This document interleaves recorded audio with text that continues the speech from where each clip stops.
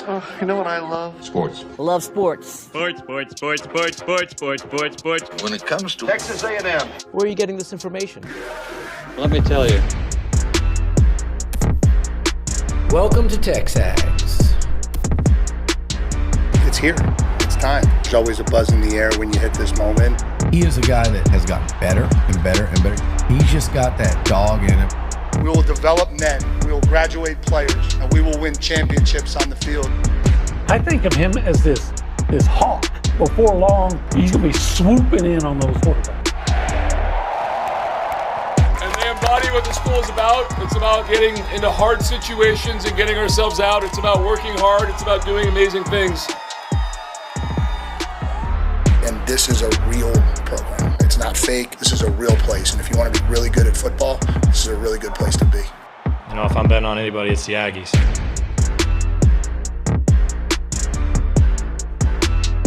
Obi, you got a chance to build a team from scratch. Okay. Football team. I'd love to do that. Well, where are you starting?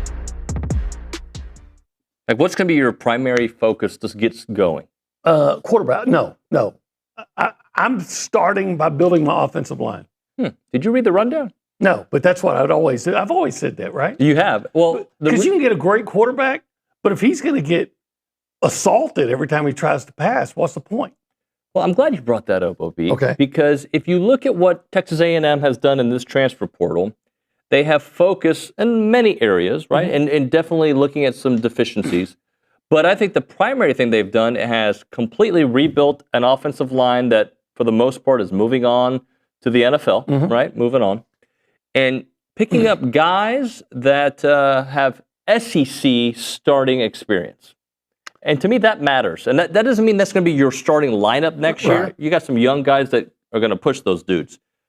But it's a lot nicer knowing that you have experience there as opposed to, hey, this 5-star is going to be it in 7 or 8 games. Yeah. Let's see, I don't want to offend anybody.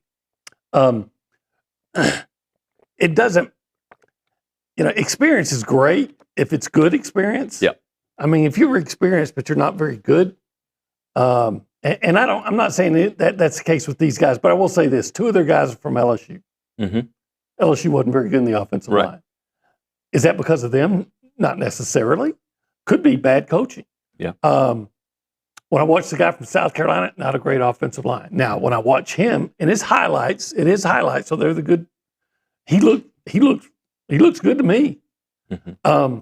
I don't even know the guy from Alabama. I got to be honest. Welcome Formby. Right. I mean, I hadn't heard of him, and maybe that's just on me being ignorant. Well, if you look at what Alabama fans are saying, they're saying good riddance, and I think that happens sometimes.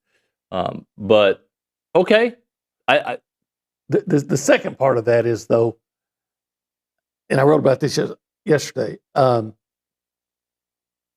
maybe there's some questions about the offensive line they're bringing in, except that Mike Elko's and whoever else is part of his team on this, their evaluation has, in the past, been so spot on that I don't think he brings all these guys expecting them to start, but he knows he's got to have depth too. I have very high expectations for Cohen Eccles. I do. I think Tyree Adams has a lot of game. I think Tyree Adams might be the best of all of them. Yeah, Welcome Formby. I've heard good stuff. I've heard fans say goodbye. Whatever. Like in this system with Adam Cushing, with the players around him, I'd like to see how that. And Trevon Brawl, I'm excited to see what he ends up being.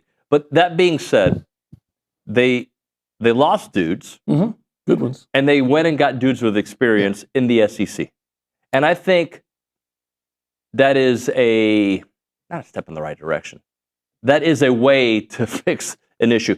Texas last year, and I think LSU a little bit too, like we're going to develop our guys. And I think A&M is doing that. A&M is developing their guys, but they're also adding some insurance with some dudes around them. LSU went hard in the portal on their offensive line last year. They got a guy from Northwestern that they thought was going to be great. He was okay. They got I think a center from Virginia Tech. I think he might have been their best offensive lineman. Wasn't great. They brought in, I think, a second guy from Virginia Tech. I might be wrong on that, but from somewhere else. And it didn't really pan out, right? So A&M goes in the portal, and they got Armaje Reed-Adams a couple years ago. It was a great acquisition. So you just never know. But again, that goes back to what I was saying about Elko and how he's been spot on. So I'm giving the benefit of the doubt. I don't think A&M's offensive line is going to be as good next year as it was last year, especially on the left side. It could be better, in my opinion, on the right side. But the question is, does it go from being a really good offensive line to being a bad offensive line, like it's happened at LSU? Does it go from being an average offensive line, or maybe the step back, you're not quite as good, but you're still really good? And that's what I'm hoping for. Can it be a growing offensive line that's better in November? Well, I think that's what you saw at Texas. And yes, absolutely. I hope it'll be good early. Now, fortunately, the schedule, I think, is very advantageous early. So you got some time to get those guys playing together and getting better. So that's a good thing. I'm not, look, let's be clear. I'm not saying, oh, man, they've really messed up on this. No, it's going to be a disaster. I'm not saying that at all. I'm even saying the exact opposite. I trust Mike Elko's evaluation. But they got to prove it because, now listen, Tyree Adams, he was hurt and didn't get to play against A&M. And so they started the freshman at left tackle, or was it right tackle? It was left tackle. And Cassius Howell abused him. Right. And we enjoyed it. And that freshman's now at Ole Miss. It would have probably been different had Tyree Adams played, at least to some degree. Here's what I really like about it. Okay. The people who came to visit campus, they seem to be citing that. So they identified these guys enough so that they invite them to campus for a visit. And let's kind of go through this. Here are some of the names that have visited. January 3rd, Cohen Eccles, signed him. Let's see. Tyree Adams, January 4th, signed him. Okay. Trevon Ball, January 5th, signed him. Jacarius Peak did not sign. He came on January 5th. Wilkin Formby, January 5th, signed him. So, and any other offensive lineman, Lance Hurd, okay? Nope, they didn't sign him. Maybe they didn't want to. Maybe they didn't want to. But from all they brought in, was it 6 guys and 4 signed? Yeah. And again, to me, it's the evaluation. They brought them in because they wanted to learn more about them, and they were obviously interested in their game. I think maybe what's going on, like with that last guy, who knows, but there's only so many you can take in the offensive line, right? And so it might have been, hey, we would have taken this guy if we don't get Cohen Eccles. Right. So, I applaud what they're doing. Absolutely. What they've done in the offensive line, look, they got to repair that offensive line. They know that. We've talked about before. When A&M's had their best years, they've had really good offensive lines. 2012, 2013, 2020, last year. Give me a good offensive line, you're probably going to have a good team. Yeah. And they're making every step they can to fortify the offensive line to be as good as possible, and I applaud that. A couple things from Bronny yesterday. He thinks that they might be close to being done with this transfer portal class. They're getting close. Might be done by this weekend. Doesn't mean that they aren't still going to add a guy or 2 or 3, right? But like certain wide receiver might. I won't say too much because I think you need to be a premium subscriber. But it looks like they're still in communication. Yeah. Until that guy's name is on the bottom line somewhere. Right. Of course, you're going to still be working on that deal, that Cam Coleman deal. Yeah. Everybody knows who I'm talking about. Yeah, they know. And look, the further away from the visit, it makes you like, is it going to happen? Is it not? It'd be amazing to get them, but I don't think it's going to determine if it's a successful transfer portal or not. It'll make it more successful if you get them, no doubt. You know who I really like the more I watch, because I've been watching a lot of as much video on him as I can find. Who's that? And I'm already blanking on the last name. Ray, the linebacker from Tulsa. Oh, Coney. The more I watch him, I'm like, hey, they might have gotten a steal here. Yeah. He's fast. He can go sideline to sideline. I'm watching him, and again, I'm seeing highlights, but he's making the right run fits. That's kind of a big deal. Kind of a big deal here. Yeah, I like this kid. And yesterday they added, after the show, a commitment from Northwestern defensive end, Anto Saka. Good name. 12 sacks, 33 career games. So we'll call him Saka. Saka. But he only 3.5 the last couple of years. But hey, you're playing at Northwestern. Maybe, I'm not saying this is the case, and I haven't really broken down anything on him, but maybe he was a situation where if I'm the only or one of the better pass rushers I got, then I'm always constantly getting double teamed. Maybe he'll be more productive here. I hope so. Here's a question for you. Do you think, because we got a playoff game tonight. Yeah, I'm looking forward to watching that. Do you think Trinidad Chambliss can succeed where Julian Sayin and Marcel Reed failed against Miami? Yes, I do. In fact, Marcel was this close to being successful against Miami. He was sacked, 7 times? Yeah, but like there's one with the fumble, if he just takes the sack, maybe they get points out of that. We don't take it for granted because it would have been a field goal, but still, the pass to Casey Concepcion that was short. Mm-hmm. If it's 6 inches higher, it's a first down. If it's a foot higher, it might have been a touchdown. That's how close. So it's not going to be easy, and you got to define what success against Miami is. But what I see when I see Trinidad, and I don't see him play a lot. I saw him play a lot against LSU and a couple other games. Washington State, I saw some highlights, but he does not hesitate to run when the opportunities are there. And when A&M was successful running the ball against Miami, it was when Marcel scrambled. Right. So I think you have to have a not just a good, but an outstanding scrambling quarterback to be successful against Miami, and he can be that. Well, and also I think it'll help them quite a bit, the up-tempo pace that they play at, right? It certainly will. Here's so both Julian Sayin and Marcel Reed were sacked 12 times in the last 3 games. Yeah, that's great defense. Great defense, and yet A&M was on the 5-yard line. Miami's only surrendered 134 yards in total rushing yards in the first 2 playoff matchups. Yeah, again, back to that great defense. They have hit their stride. They played their best football at the end of the year, which is what you want to do. Their defense is astounding. So, what you better do is be able to spread it out. And if your quarterback sees a lane and the guy's not wide open, take off. Yeah, and one of the things that I think, a couple of things that Ole Miss does well is that they will spread you out, they will speed you up, and they will establish a run game.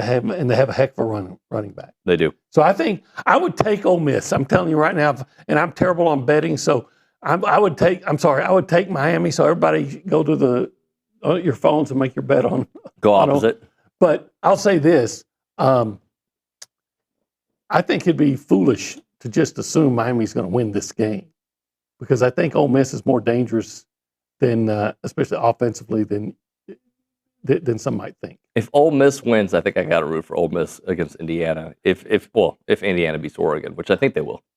Yeah, I would too, because not that it would lose any sleep if Indiana won, because it's a great story, but I think almost the whole country is looking at that. The whole way Lane Kiffin left. How ironic would it be, and even just if Lane Kiffin leaves because, I have a better chance to win a national championship. Right. And then if they win a national championship without him at Ole Miss. But didn't you say yesterday he'd probably still take credit for the national championship? Well, he'd probably take money. Yeah. But he can take credit, but I don't think anybody else in the world that follows college football would give him that credit, other than assembling the team. Hey, this is TexAgs Live. TexAgs Live, brought to you by David Gardner's Jewelers. We are in the Rollo Insurance Studio. Jason and Jackson and the boys. And this hour has a name. It is the Go Hour, brought to you by the Warehouse at CC Creation. Sorry, it's all good. There. All good. I'll give you the next line. Well, typically we hang out right over there. In the Holistic Planning Cool Zone. That's right. It travels, does it not? It travels wherever you need to be. It'll travel. The Aura. If you want to be a part of the conversation, you can call us on the. Calling. Don't we have like? Calling and texting are 2 different acts. Okay. Are you more of a texter or a caller? Depends on who I'm trying to reach. Yeah. But you get us on the Buppy's Catering and Bartending hotline, or you could text us on this, and I'm going to answer this one for you. The Catalyst Pure performance text line. Pure performance. Yeah, I like that. Yeah, like we had Buppy's Catering and bartending. When you do Catalyst, it's got to be Catalyst Pure Performance because it's all about performing at your top level with the right drink. Yeah, you know what? I've got to tell you something. Sometimes I come in here because I don't sleep well, and I'll slam. It has to be orange because that's my color, my flavor, and sometimes my color too, politically. But anyway, I'll slam an orange Catalyst, and give me 5 minutes, and I'm bounced off I'm ready to go. I don't do this because I want you to be with us for many years. What would happen if you slam 2 Catalysts? I don't know. I might just go crazy. In a good way, though. Oh, yeah. Yeah, it would bring out the artistic version of OB. Or the autistic. Well, one of them. No, it would be great. It would be great. You would get a double dose of OB in the morning. I think. And everybody wants that, don't they? Well, there are some. You do have fans. There are 80. But let's go behind the glass and say hi to Nick Savage, who's having a great day today. Nick, good morning. Howdy, good morning, y'all. It's kind of tough to follow that up, but I'm good. I'll just give my thoughts on tonight's game. First of all, do y'all like the games on Thursday and Friday night? I know they're doing it to stay out of the way of the NFL playoffs, but no. I mean, I like it because it's something to watch, but it feels like it should be played on a Saturday. Should be played on Saturdays. That's college football day, but I understand it. They're trying to maximize viewership, and quite frankly, it's probably going to work. But I bet you they get better ratings tonight than they would if they were having to go up against an NFL playoff game.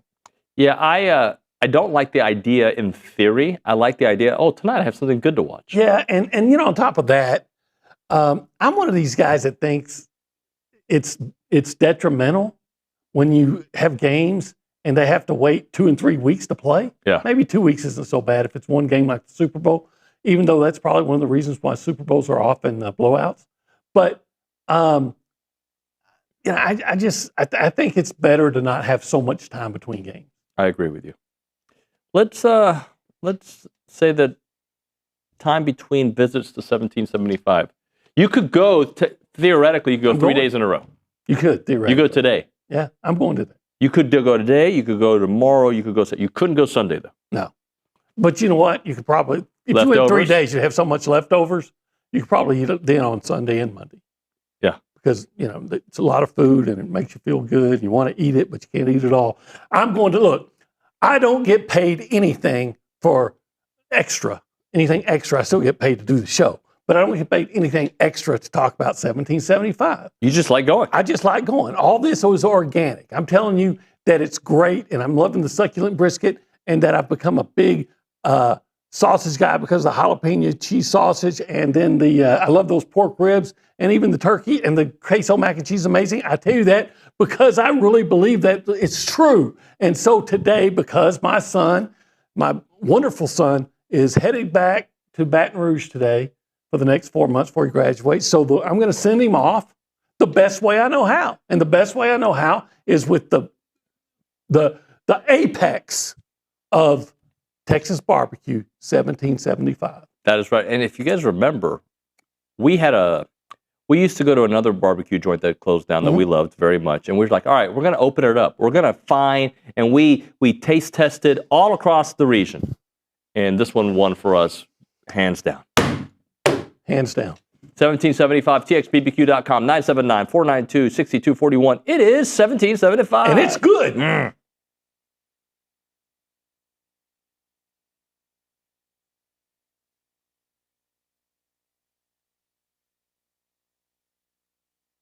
Hey guys, David Nuño here to talk about our new partners with EventPipe. They are a leader in hotel booking technology, and now they're giving you a chance to support Aggie student athletes every time that you travel.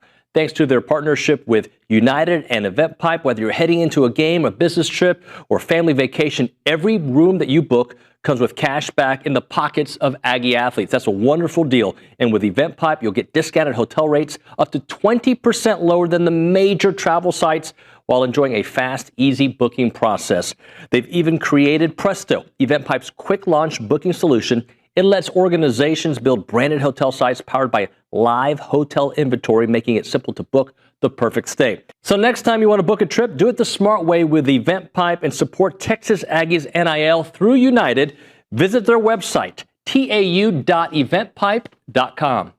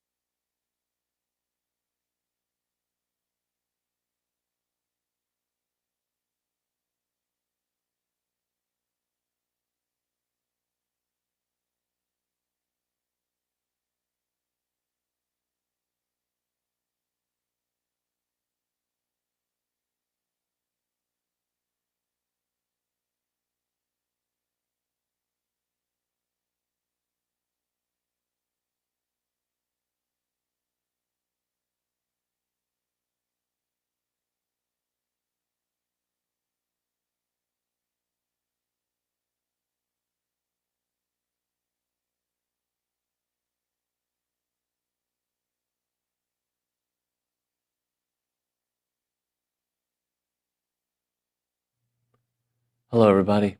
Welcome into TexAgs Live. We're presented by David Gardner's Jewelers in the Rollo Insurance Studio. As a reminder, the final segment of the program is brought to you by Double Dave's. That's at 10:50, but right now, caller number 12, 979-693-1150. We're going to hook you up with your choice of a dozen pepperoni rolls or a large one-topping pizza from Double Dave's. They've been serving Aggieland since 1984 with your favorite pizza and, of course, those world-famous pepperoni rolls, reliable in-house delivery, bringing piping hot goodness straight to your door. Just click on doubledaves.com, and your favorites are on their way. OB, let's talk a little more about your friend Lane Kiffin. Okay.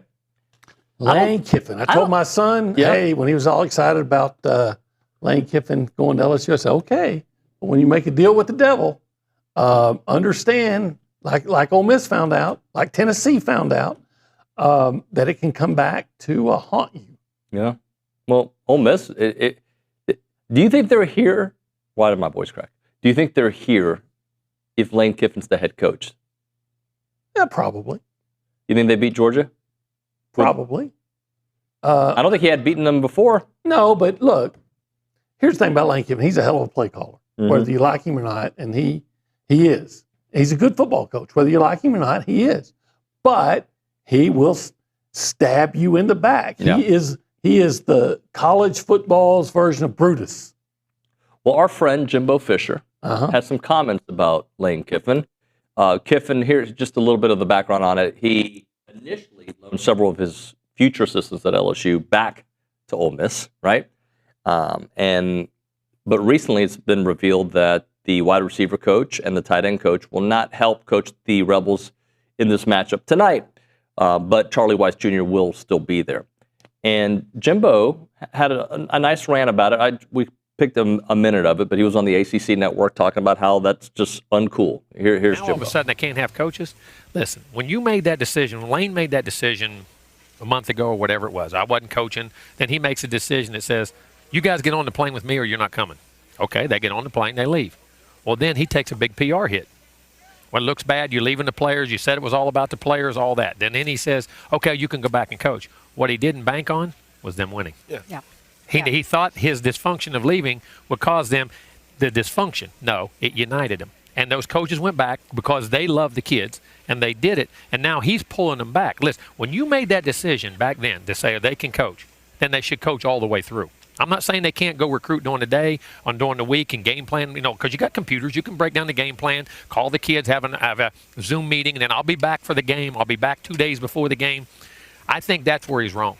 I do, and everybody says that, and he thinks he's made out to be the villain. He is right now, because that is wrong. Those kids have an opportunity to do something. That national championship ring I have, man, I've won 2 of them as assistant, but as a head coach, and those guys, you don't get those opportunities. Right.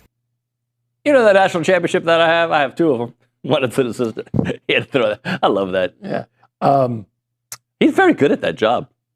Well, he's right. And everything he said right there is correct. So I've disagreed with Jimbo Fisher many times in the past. But there you don't. But on that, and I've agreed with him sometimes in the past. And that's one of the times I'll agree with him. Well, look. Lane Kiffin is the villain in this. There was a lot made about Colin Klein. Not as much, but a little bit about Brian Hartline when they were heading off to other gigs because of how much focus can they have. Charlie Weiss Jr. for the most part has had just as much chaos in his life and the back and forth with Lane Kiffin, who apparently texts and calls during meetings and yada yada yada. He seems to have so far figured that part of it out. Here's what I would have done if I was on that Ole Miss staff. I would have gone up to Golding and I'd say, hey, let me ask you point blank. If I stick with you, do I have a job moving forward? Because if I don't, then I don't feel like I owe you anything. Now, here's what I'll do. I'll pass up, because this, like Jimbo said, you don't get those opportunities to win championships very often. So I'm with you. I'll give up my job with Lane to try to win this championship, but do I have a job moving forward? Is Lane wrong? I think he's wrong for taking the LSU job. Not because of LSU, because of timing, what his team was capable of doing. But are the assistants wrong that went with him, considering they don't know their future? Again, it's all about the timing of the college football. Why can't we figure easy stuff out? I don't think the assistants are wrong unless if Ole Miss is telling them, hey, you stay, you're on the staff, you got a job. Right. Because, look, the chance to win a national championship doesn't come along very often. But I've still got to feed my family. And what if I don't win the championship? And even if I do, I can't eat that ring. I got to feed I got a family to think of and take care of. So if there's a job for them at Ole Miss, then waiting for them, then yeah. But either you leave with Lane immediately, or you stay for the duration, as long as Ole Miss is going to show loyalty to you. Right. Well, let me ask you this. Loyalty's a two-way street. It's like Highway 6. It goes both ways. It does go both ways. Both ways. I had a joke that I refused to use. Anyway, Kurt. About Highway 6? No. I think only Nick knows. Florida State fans, according to Kurt, says that Jimbo Fisher cannot be discussing this because of the way he left Florida State. Okay. They were, 7-5 that year or something like that? They weren't playing for something? They just barely got into a bowl game. Yeah. So I think Jimbo Fisher left Florida State the way almost every coach leaves. He got a better opportunity left. Isn't that what Kyle Whittingham did? But some could say, well, that's what Lane Kiffin did. But his team was Jimbo's team. His team was 11-1, going into a meaningless bowl game. Coaches do that all the time. Right. How many coaches? Well, you tell me.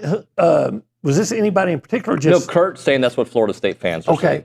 All right, Florida State fans, you tell me how many coaches have left their program when they're in the playoff to win a national championship. I'll wait. Give me that list. Because I can give you a list as big as David's biceps of coaches that leave their program. Average size. That leaves their program, when the same way Jimbo did, when their team is done. Right? Yeah, to me, completely different scenarios because Ole Miss is doing right now what you are going to LSU to do.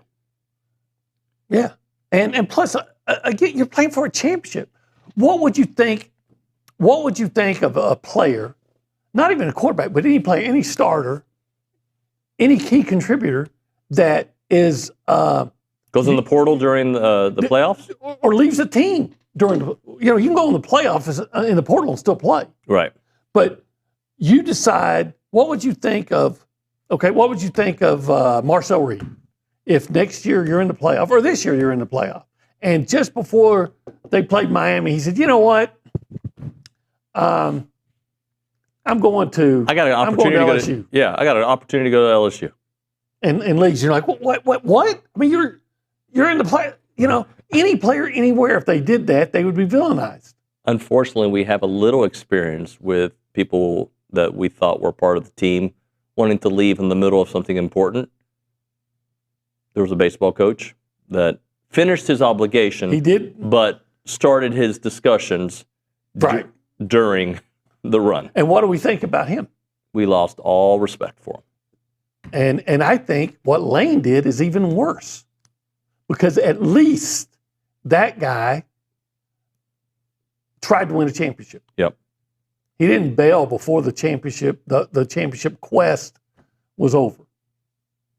So there you go. There you go. And that's why Lane Kiffin is rightly being villainized. And but I know you don't know the answer to this question, but does Pete Golding, does Ole Miss tell those coaches, those assistant coaches, if you stay, you got a job moving forward. You can take care of your family the rest of the way. Because as good as TexAgs is to you, and it's been a good move for you, maybe you couldn't have left your previous job if you thought, well, if something happens, I'm going to not be able to. Yeah, but if you, I don't know, if the Aggies don't win a national championship, you don't have a job. You don't have a job here. Right. It's not, and then you know, hold on. I got to stay. That's 100 years, Bubba. I got to stay. I got 4 kids. I got to stay where the job is to provide. Let's hit a break here. Let's talk a little bit about Rollo Insurance. They're my official insurance provider. I say official because they are the official insurance provider of TexAgs Live. They've been doing that for a long, long time. When you need insurance, well, we all need insurance. You need to take somebody to take care of you that is local and lives in the community, and that is Rollo Insurance. And if you're a family-owned agency listening to TexAgs, Rollo Insurance is doing amazing work helping small agencies keep up with all this slow-motion corporate takeover of the insurance industry. Tech markets, education, and succession planning are big challenges. Go to RolloInsurance.com/TexAgs. That's RolloInsurance.com/TexAgs. And listen to Keith's and Jackson's commentary right here in this studio not long ago. And at Rollo Insurance, Aggies are doing all kind of great work to help out other Aggies. Again, that website, RolloInsurance.com/TexAgs or 888-44-ROLLO. That's 888-44-ROLLO.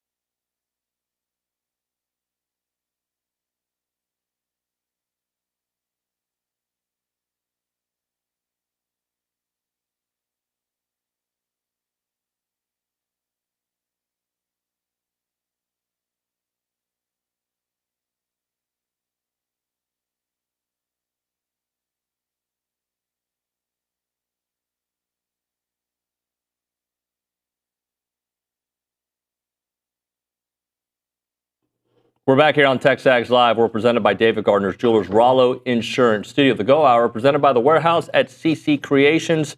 Time to chat with our buddy Steve McGee, our QB1, your financial quarterback at Paragon Financial Advisors, helping you call the right plays for your financial future. Mr. McGee, hello.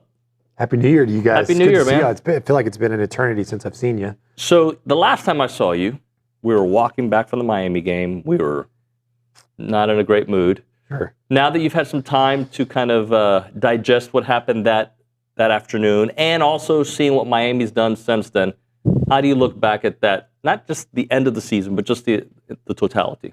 Yeah, I think that Miami was probably better than we thought. They have, those games, especially at the end, we lost in the trenches.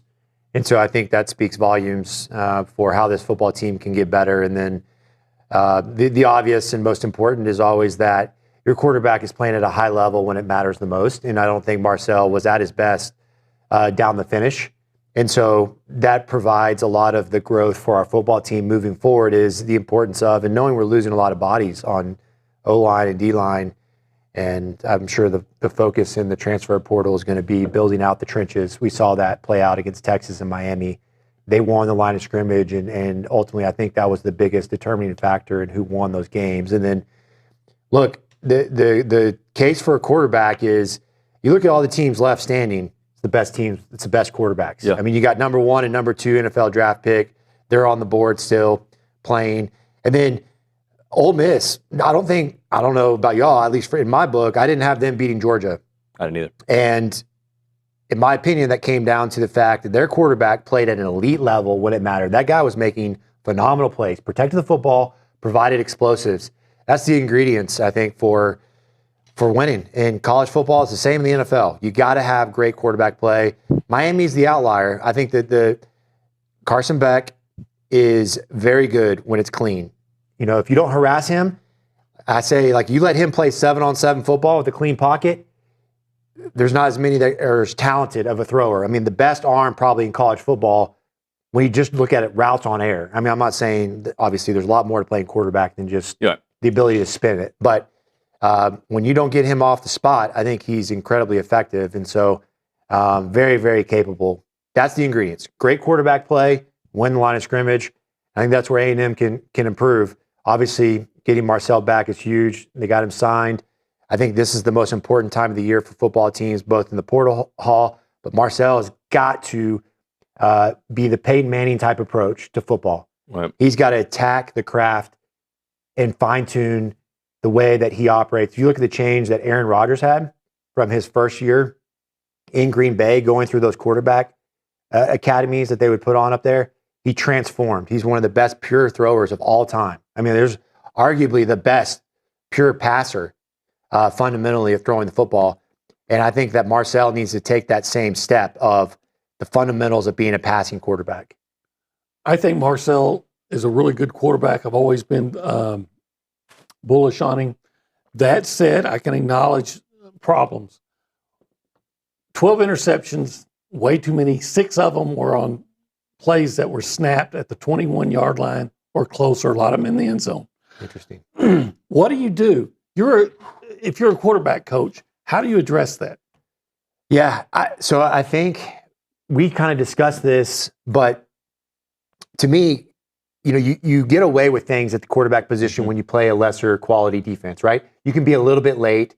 You don't have to be as accurate, and it can still be a completed pass. Great football teams, great defenses, which we saw against Miami and, arguably Texas. They force those details that you look at all year long. Like, man, yeah, he's late on this one. He completed this seam route, but he took 2 hitches instead of 1. But against a good defense, that second hitch could be an interception. Case in point, the last play of the game for interception. He's late. He took an extra hitch and the inaccuracy that we talk a lot about, right? Mm-hmm. That window is very small. That's the difference between good and great, right? Look at Mendoza. What is he best at? Anticipation and accuracy in those tight window throws. He's incredible at that. So that's what you got to do. Can you develop that, or is it something right now? You've got to preach that as a quarterback coach every day at practice, even when it's wide open and it's completed or whatever. Like, hey, dude, you're late. That's not good. That's not winning football. even though you got away with it here, it doesn't mean that you'll get away with it against Miami or a team of that ilk. That's not the standard. The standard is we throw that seam route on a one-hitch throw. Because when it matters most against a great football team, that's how it's going to have to be done. And so to me, you've got to start those fundamentals, learning to anticipate, getting comfortable being uncomfortable when you throw the football. That's what Troy Aikman used to always say. It is so vital that they anticipate throws. He said you should never throw football and feel comfortable, i.e., you're not going to see them open. You're going to have to throw it before they're open. It takes a ton of reps. I struggled with that. It was very, very difficult. But now's the time to do that, to fine-tune that. Who is the quarterback playing at the highest level right now? I know Mendoza is your Heisman Trophy winner. He's the easy answer. But is he the one in the playoffs playing at the highest level? 100%, in my opinion. I mean, you look at the body of work against some really good defenses and the way he elevated. Plus, you have to factor in Indiana's good. Like, they have good pieces. But he doesn't have the same quality of pieces that a lot of these other guys have, in my opinion. He doesn't have first-round wide receivers. He's elevating under pressure, the way he plays, the way he makes decisions under pressure. That guy's been phenomenal. He is not the most toolsy guy in the world. Right. Like, you don't look at him and be like, oh, my God, he can just throw it 60 yards on the road. He's not the Chicago Bears quarterback coming out of the draft. You know, he's the opposite of that. He's like a Jared Goff, Sam Bradford. He's just a gamer. Mm-hmm. But I think it translates to the next level really well because that's what you have to do to be good there is anticipate and be accurate. And he's phenomenal at that. Now, Dante Moore, toolsy. That dude I like Dante Moore. Yeah, and I keep hearing people talk about how great he is, and every time I watch him, I think, yeah, okay, he's pretty good. Yeah.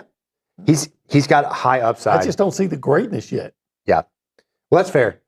I'm not saying he's bad, but I go like, okay. Yeah. I look at Ty Simpson that way. Did you agree? I think Ty made a mistake. Just say it one more year at Alabama. Or somewhere. Yeah. This is such a bad draft, though. It's like, God dang. I mean, he's going to be the third quarterback taken, right? There's so many quarterbacks or teams that need quarterbacks. It's like. But you can say that every year. Yeah, you probably can. Yeah. Every year. In fact, you ought to go into the draft. You ought to go back in. Phillip Rivers making a comeback. OB and me making a comeback. You know, my type of quarterback, though, everything I like about a quarterback is who I'm going to say. It's Trinidad Chambliss. That is my quarterback. I couldn't agree. That guy. And I think he's the perfect kind of quarterback to beat Miami. Yes. So would you agree? Like his last performance against Georgia is arguably the best single quarterback performance of the playoffs? Yeah. Yeah, probably. Yeah. I mean, he had to. I mean, he really felt like he threw them on his back. Yeah. There's a lot of hurdles. I mean, that you got. I mean, Gunnar Stockton is a good player. I wouldn't say he's great, but clearly, the one advantage Ole Miss had was running back's pretty good too. Yeah, they have a good run. Nice receivers. Get some nice receivers, but dadgum, I was not expecting that. I mean, he just elevated, played at such a high level, and we all love Lane Kiffin, right? And so it's good to see Ole Miss thrive with it right. on. Hey, I want to go back to Marcel for a second, but from a Carson Beck point of view. I remember thinking, God, Marcel's playing better than Carson Beck in that game. Except Carson Beck didn't make the mistakes. And I think that's what Beck is really good at. He had one, but A&M let the fumble get through their hands. True. Should have had the ball around the 25. Yeah. But he didn't lose them game. He didn't, yeah. Well, that's the game manager part of playing quarterback that every great quarterback has to be. Mm-hmm. They look at, and I think we talked about this last year before, but you say game manager in a negative connotation. That every great quarterback, Peyton Manning was an incredible game manager, right? They're all great game. That's part of it. But quarterback play, obviously explosives matter, but more importantly, and the most important stat of football is turnovers. And so Marcel's got to clean it up. He's got to make good decisions with the football. If it's not there, you can't allow someone else's mistake to become your mistake. Case in point, the fumble early in the game. Inexplicable, right? Running back went the wrong way. Wasn't your fault originally, but it's your fault now, right? You compounded the problem. And so take the loss, right? Or throw it at their feet, right? If the guy's there. But if it's not, and the same thing happened against South Carolina, right? You compound a problem. And so then obviously just the fundamentals of being a better passer, that matters immensely, right? Timing. We saw that play multiple times. And not just this year, even last year against Texas, same deal, forcing the issue on a pass that wasn't there. So Carson Beck did a better job of managing the football game and protecting the football. He wasn't great against us. Our defense was phenomenal, but he did make some plays. Right. As did Marcel. Marcel made some plays too. I thought Carson Beck played a great game against Ohio State. Now, he only threw back 140 yards, but if you watch it, he didn't make a mistake. He scrambled, which he doesn't do, and he scrambled 2 or 3 times for first downs, and then he made a couple of plays, but he didn't put his team in any kind of jeopardy. Yep. Let's hit a break. We'll come back with more. We'll do buy, sell, hold. Right now, Braz's Running Company and Mason Hay, a family legacy at Century Square. Braz's Running Company is a local Aggie-owned specialty running store in Century Square below the Star Cinema Grill. You got Mike Nugent, who's passionate about finding the perfect shoe for runners, walkers, and fitness enthusiasts. Also, they have Viore, Brooks, On, and Hoka, you name it. And Aggie spirit runs deep in his family. His daughters, Haley and Macy, are 4th-generation Aggies in College Station. They created MasonHay.com. That's MasonHay.com. They're a company featuring officially licensed Aggie merchandise, gear, Aggie pajamas with the original artwork inspired by A&M traditions, baby blankets, and stationery, you name it. So from running to Aggie pajamas, this Aggie family's got you covered. Visit Braz's Running Company at Century Square or shop Mason Hay at MasonHay.com.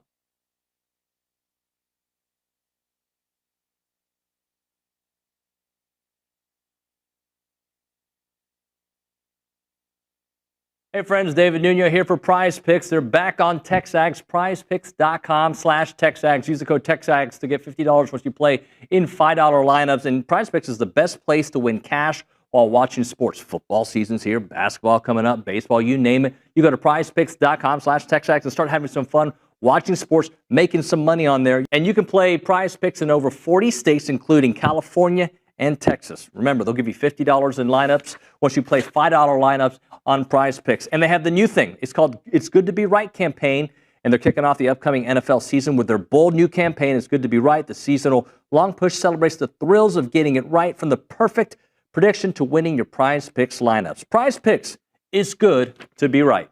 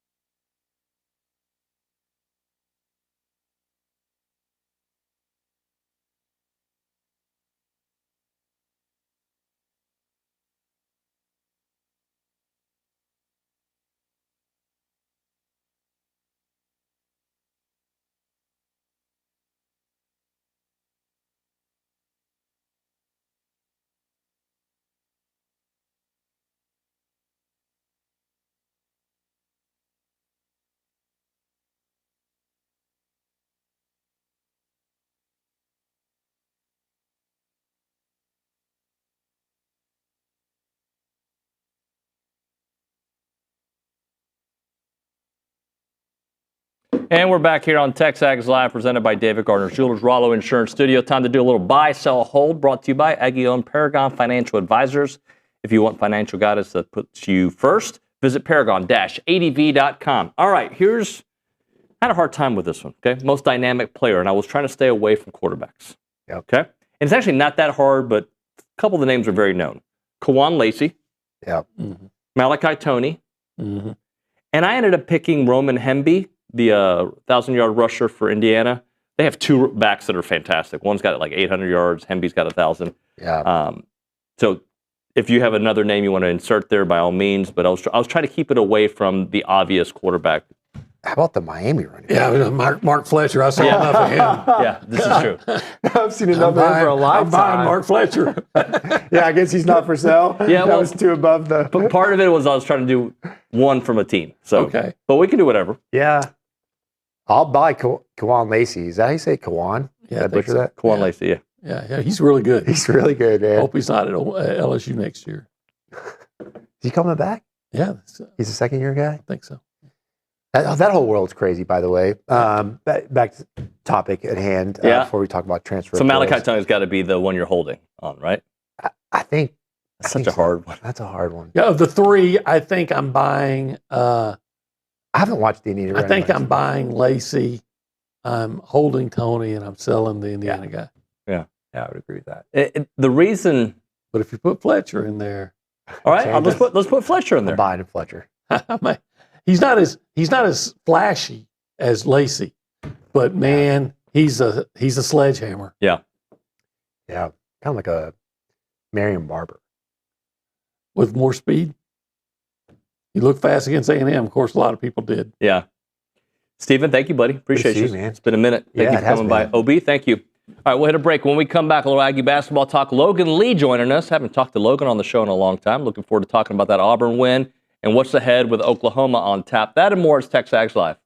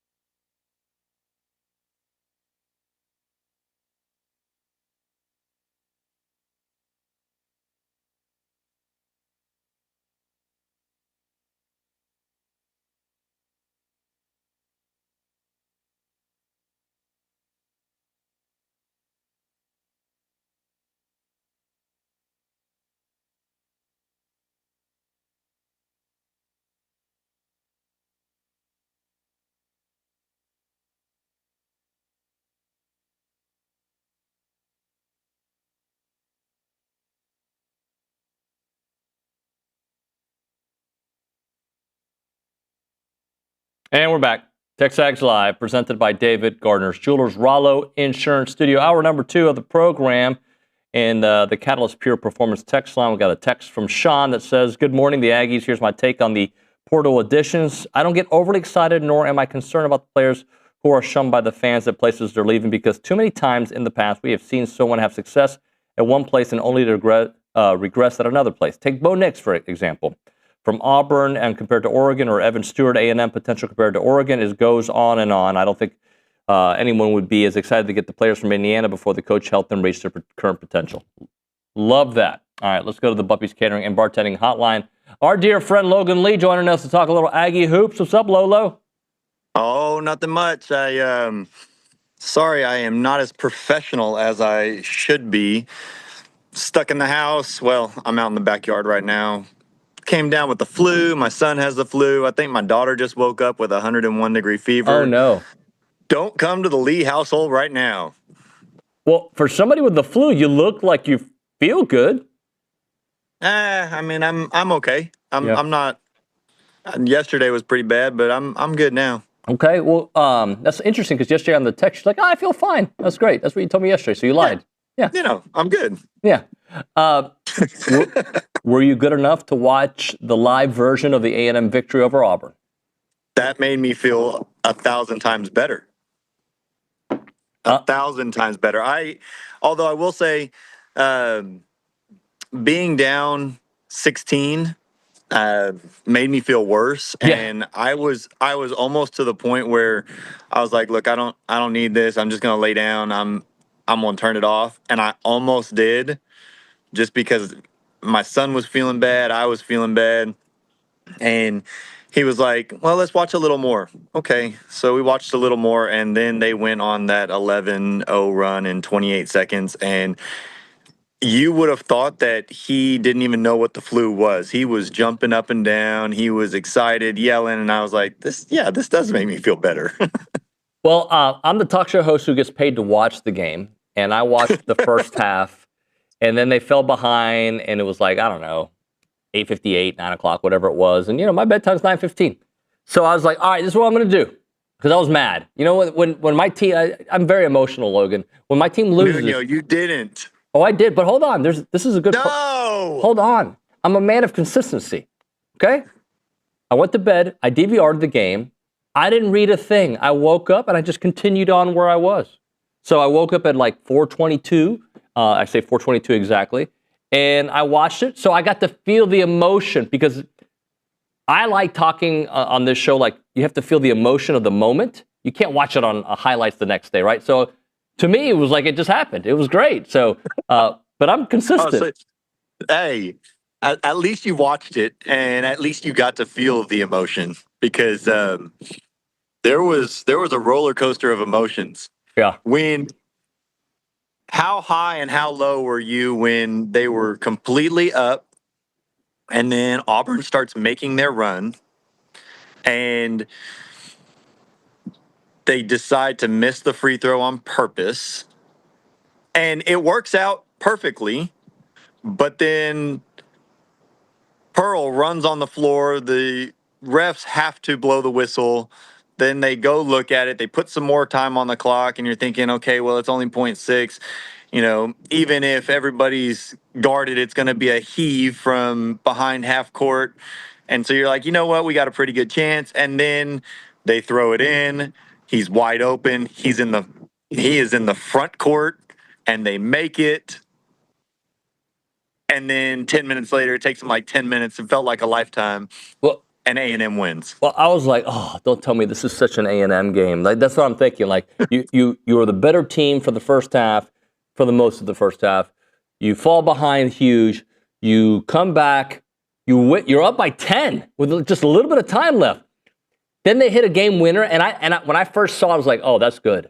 And then I was like, when I'm watching the replays, I was thinking to myself, am I watching these replays as an Aggie fan or as an analyst, right? Like, I was trying to do both. Because as an Aggie fan, I was like, that the clock went off 12 minutes ago. And then I'm also like the Aggie realist, like, oh, for sure this is going to count. Like, so I was going through all those emotions. So I am right there with you. I think my thought process swayed probably 20 different times of, man, there's no way that counts, to absolutely. I can't believe we lost this game. Back and forth, back and forth, back and forth. The one thing that got me even more hyped up happened after the game. Bucky is on the interview with SEC Network, and he can't hear anything. And he says, these fans can be as mad as they want, but had the scores table not had so many clock malfunctions, this game would have been over 10 minutes ago or whatever he said. You know, he was still fired up about the fact that it was on their home court and the scores table absolutely did their best to give Auburn that game. I love it. I love his intensity. He doesn't mince words. He's ready to go.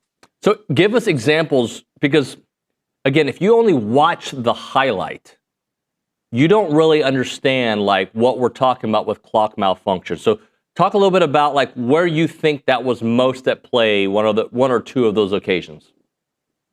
Well, let's start with instead of clock malfunction, although I do think there was a timing issue off the free throw. I don't think they started it immediately, and that might not have been on purpose. It's hard to get those bang plays, and they weren't ready. They weren't ready for that scenario. So I do think it started a little late on that one. But you can't have a coach run on the court and stop the game, or get the official to stop the game. Like, that doesn't happen in mid-play. The official has to make that call, not the opposing coach. I do think that the clock started late on the 0.6. So if you watch it, and I'm not going to get into milliseconds, but I do think that he got the ball in his hand and almost a half turn before the clock started. Now, I understand it's a bang play. Again, these are quick plays. However, your clock officials should be ready for that, and they know that is coming. And so if you give that team a quarter of a second, it changes that entire game, right? And so I think those are just the most obvious two examples that you can have in the last, 2.4 seconds. What do you think about intentionally missing after missing the first one? I don't know. I struggle with intentional missing if you haven't practiced it, because a lot of players, they try to get cute and hit it off the backboard and then the rim or whatever, and sometimes they miss the rim completely. I mean, heck, that ball only grazed the rim by half an inch. Mm-hmm. I mean, it was close to where they might have missed it. And if you make that, worst case scenario, you go to overtime if Auburn turns around and hits a three. However, Auburn did have all the momentum at that point, and overtime on the road is against a team that has the momentum. That would have been tough. You can't fault him for that decision. Obviously, it worked out this time. I think they probably practice it a little more coming up in the future, and they'll probably be a little more accustomed to that. Logan, what do you think about this team being 2-0? Obviously, that's great. Like, I know that part of it, but like, considering, how I want to believe this team's got a chance for the tournament. I don't know if they really do or not, but I want to believe it, and they're giving me belief. I think they have the capabilities to do it, to get to the tournament. This gives us a little more hope. If there's one thing that we can learn from both of these games, they're not giving up. They're giving it their all. Even Stephen Pearl said after the game, he would have loved to have pressed A&M more, because it got them out of their system. There's something about a pressing team hates to get pressed, and that showed true when Auburn was pressing A&M. Mm-hmm. But he couldn't do that because they were worn out. his guys didn't have the legs, didn't have the lungs to continue to press the entire time, because that's what A&M style of play does. I think that style of play is going to hurt a lot of people in what they're trying to do offensively and defensively, because they know they're going to be running up and down the court 40 minutes. And that style of play gives you the opportunity to stay in the game. Your margin of error is much greater than a Buzz Williams style offense, where you're only going to score 50 or 60 points. 60, maybe in the low 70s, and every possession means something. Every possession for this team obviously means something, but you can go on a 11-0 run in 28 seconds with this style of play, where with Buzz last year, if you got down by 16, it was going to take you a lot to get back into the game, if at all. And so I think they have a chance with everybody. I like their opportunities. We're gonna have to see when they reach the top tier of the SEC and who they're lining up against, how they compete. But I like their chances.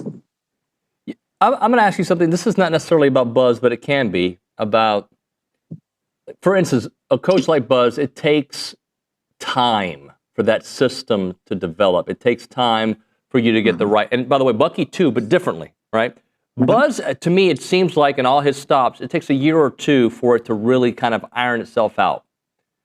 Bucky, it may take a year or two for it to iron itself out as well, but he was put in a completely different situation, right? Like he had to get a whole new roster. Do you think in today's college sports landscape, coaches are going to be afforded that time, considering the portal, right? Considering the contract, because it almost feels like I think Coach Elko deserves time, right? He did something great in year two, but it still takes time to change a system. It takes time to change a culture. Do you think coaches are going to be afforded that, especially in college basketball?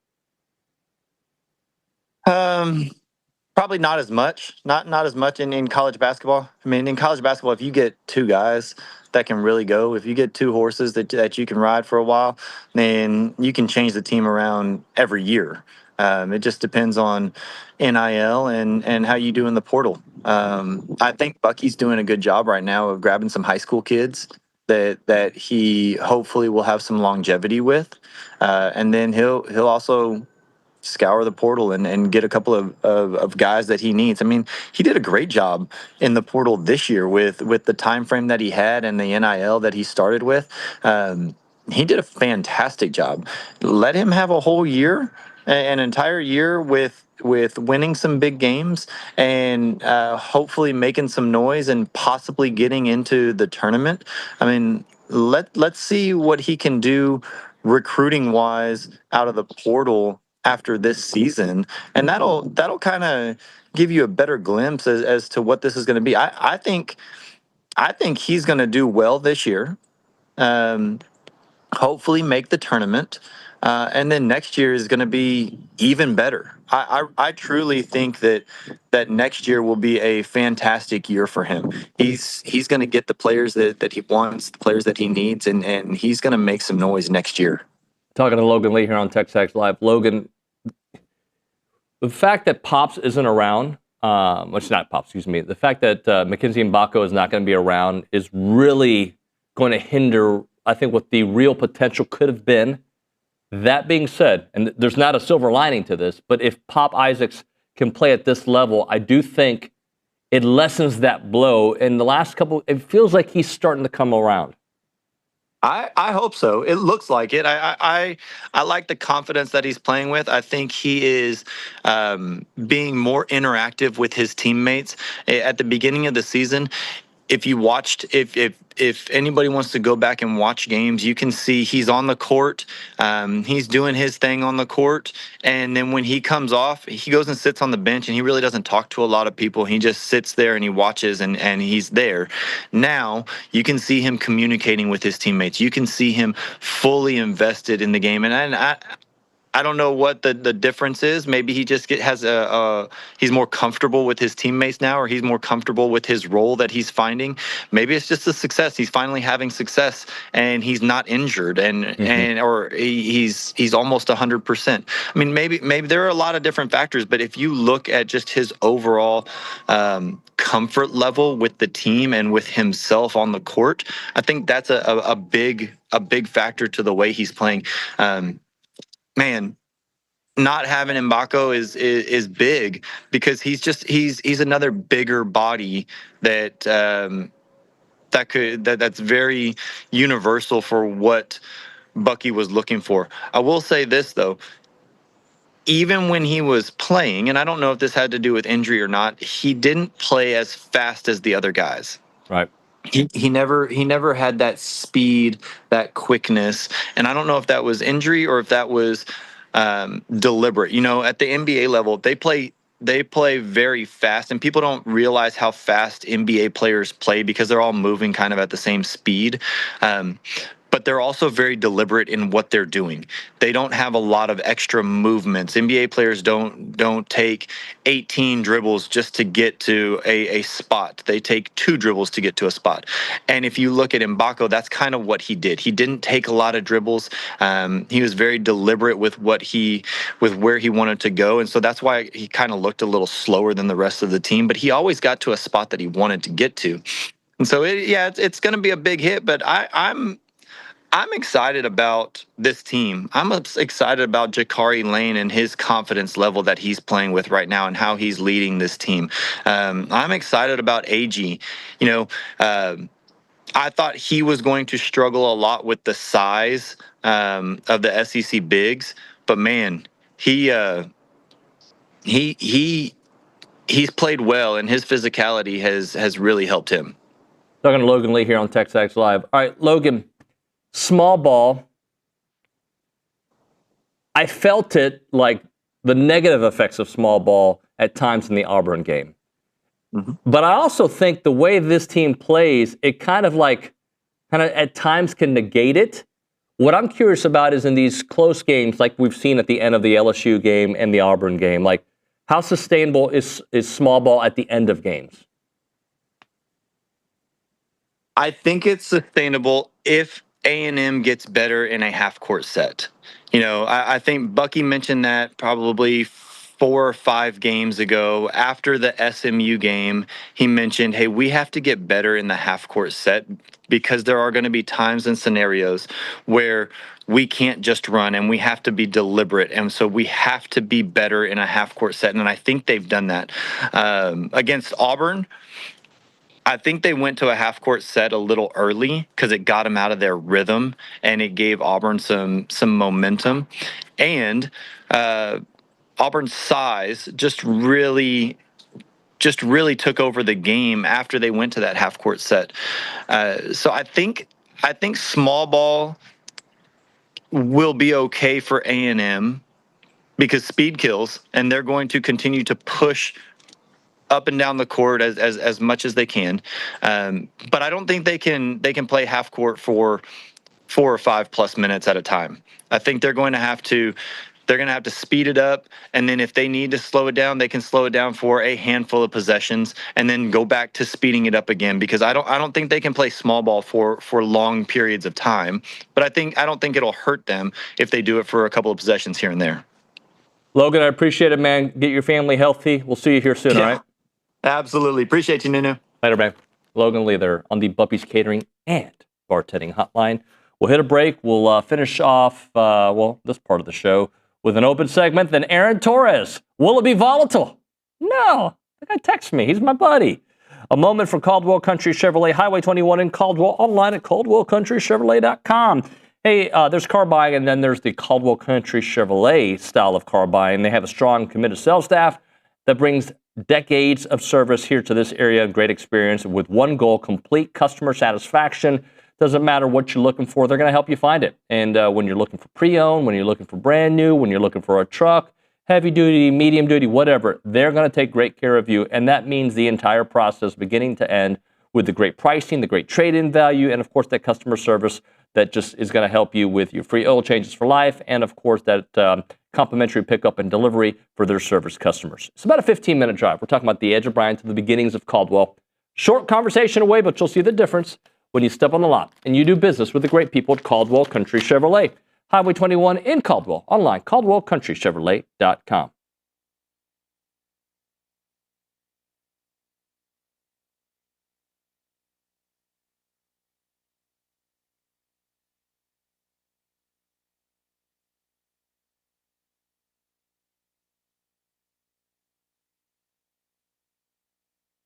What's up, everybody? I'm here to tell you about Fratella Italian Cafe. If anyone knows anything about Italian food, it's me, Billy Lucci. And Fratella has the best Italian food in BCS. Located at 3901 South Texas Avenue, Fratella is known for their handmade pasta dishes and feature lasagna, beef cannelloni, chicken parmesan, chicken fettuccine alfredo, a couple of my favorites, just a big old bowl of plain old spaghetti and some manicotti. Really recommend the manicotti. That's my go-to. And don't walk out of there without trying the fresh, piping hot breadsticks and the homemade in-house cheesecake, which is incredible. It's great for dining in, catering, gift cards, and even shipping, which they do nationwide. Fratella's is Aggie-owned and operated, and it's an official restaurant partner of Texas A&M Athletics. I'll see you there.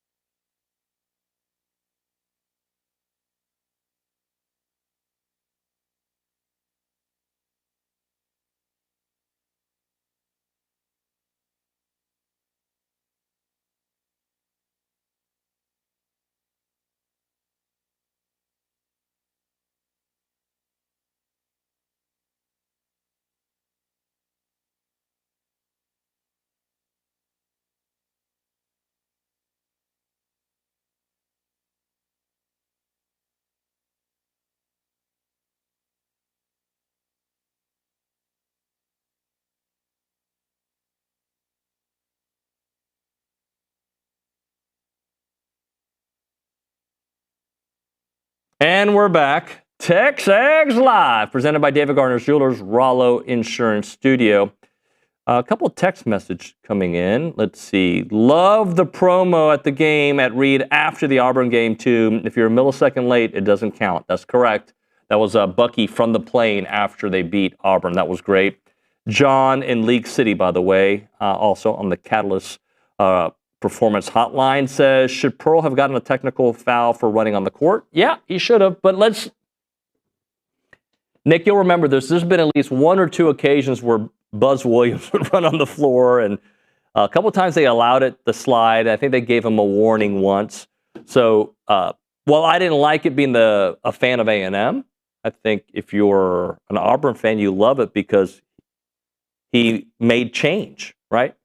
Doesn't mean that it should be, clapped, right? Remember a couple years ago when Texas took on Georgia at home and they started throwing the trash on the field? We all hated it, but it got the response that they wanted, right? And, actually Texas went on a little bit of a roll after that. So, should he have gotten a technical? I think by the letter of the law, I would assume so. David and Franklin, which current Aggie basketball players can return next year for A&M? Man, that's the question I need to get Luke Evangelos on. I know, for instance, Mbako can return. I don't know if he will. He may test the waters in the NBA, with the way the current system works. Who knows what any of these kids are going to do. But Dominguez can return. I think is Dominguez considered He's a sophomore. Sophomore. Yeah, he's a sophomore, technically. He's 22, but he's a sophomore, right? So a lot of these guys can come back. Not all of them, but a lot of these guys can come back. There's going to be some opportunities. I think Federico's got to be close to being out of eligibility, I would assume. I don't have that exact number on me, but I feel like he's played college for a while. So he may have a year, but I would assume he's close. But we'll get real answers with that. Luke and Tap Bentz will join us tomorrow on Pounding the Rock, so we can chat with them about that. John in Cyprus says, NBA players take 2 dribbles to get to a spot because they travel on every play. Hell, if you're LeBron, you don't even have to dribble. I don't know what traveling is anymore. I know Nick is, a huge NBA fan. I don't know. Well, anytime I've watched the NBA, I think that same thing. It seems like they are very lenient when it comes to the 2-step rule, Yeah. It's not only lenient, it's like, I kind of think of it as, when you allow your kids to do something long enough, you don't have kids, Nick, but I'm sure you can kind of understand what I'm getting. You allow them to do something wrong, all right, your bedtime's 9 p.m. And then it's 9:15 for 2 weeks. Then it's 9:30. Hey, your bedtime is 9 p.m. And then 9:30 becomes the new bedtime. Hey, you got to be in bed by 9:30. I think that's what has happened with traveling. The standard has shifted, yeah. Yeah, and then you forget, oh, that's what traveling used to look like. Yeah, no, it's still traveling. Naismith didn't rewrite the rules. He didn't come out of, Ghostwood and rewrite the rules. This is what it is. But it is what it is, and, you have to adjust to the times. College basketball, I don't think they allow it as much as the NBA, but a lot of look, I don't know how many NBA prospects are legitimately on this A&M roster other than Mackenzie Mbaka, who at one point, we talked about maybe being a first-round pick if possible. I don't think with the injury that can happen this upcoming year, but, I do think that Mbaka would serve himself well by coming back and playing a whole season with Bucky and Bucky Ball. All right, we'll do this. We'll hit a break. We'll come back, a little more college basketball, some college football with Aaron Torres of Aaron Torres Online. Right now, we're talking Milliken Reserve. They're a farm-to-table community in College Station. They've got homes, they've got trails, they've got farms, they've got wide open spaces, and they have a mission to build a healthy community around nature. They're committed to treading lightly on the land because Milliken Reserve is creating a sanctuary for family, for nature, and community. They're dedicated to the conservation of a healthy community. They've got 26 acres of open space, 30 miles of trails, and homes. And they want to connect families to nature and to each other. And they have an extensive network of trails throughout a wooded landscape. It is beautiful to go there. Milliken Reserve is committed to maintaining and restoring that natural habitat. And homeowners at Milliken Reserve sharing a legacy of conservation, which means generation after generation, you're coming back to that pristine countryside place, an enduring resource and a place to come together to reflect and come together and discover. Learn more at millikenreserve.com, millikenreserve.com.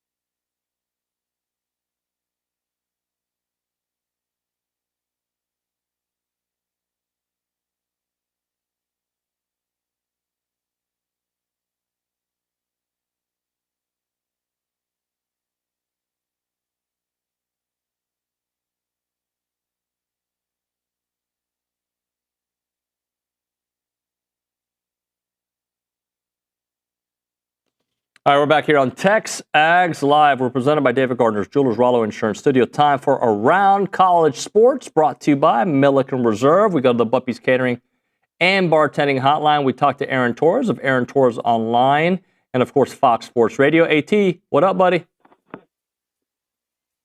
Nuño, Happy New Year.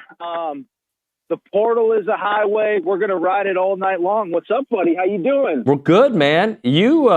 I was bragging about you the other day. You were pumped about Buckyball after that Auburn victory. Oh, I had Bucky fever. Yeah. It was crazy. I actually, was really into the game. And because of how it ended, I know A&M fans don't think it was controversial, but I think to pretty much everybody else, I think it was the right call, but I could see the Auburn frustration. But I think it took away from, obviously, an incredible comeback. I mean, if we're being perfectly honest, Bucky McMillan coaching circles around Stephen Pearl. And listen, I'll say this. I don't know, David, what expectations were coming into the year, but Bucky got the job so late. And I really thought, I don't know what I thought, to be perfectly honest. And Baco goes down, et cetera, et cetera. You start looking at the SEC right now, I don't know how else to put it. There's a lot of dead weight at the bottom of this league. And, again, I don't know if expectations were an NCAA tournament, but I think in year one, it's absolutely in play, given how the team is playing, how the SEC is looking.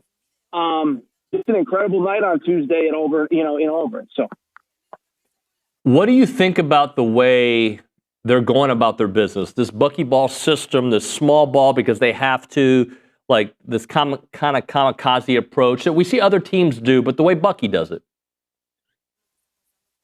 Well, I think the number one thing is, and I've seen Bucky and heard Bucky say this in interviews, and I think he might have said it with you when he came into studio right after he got the job.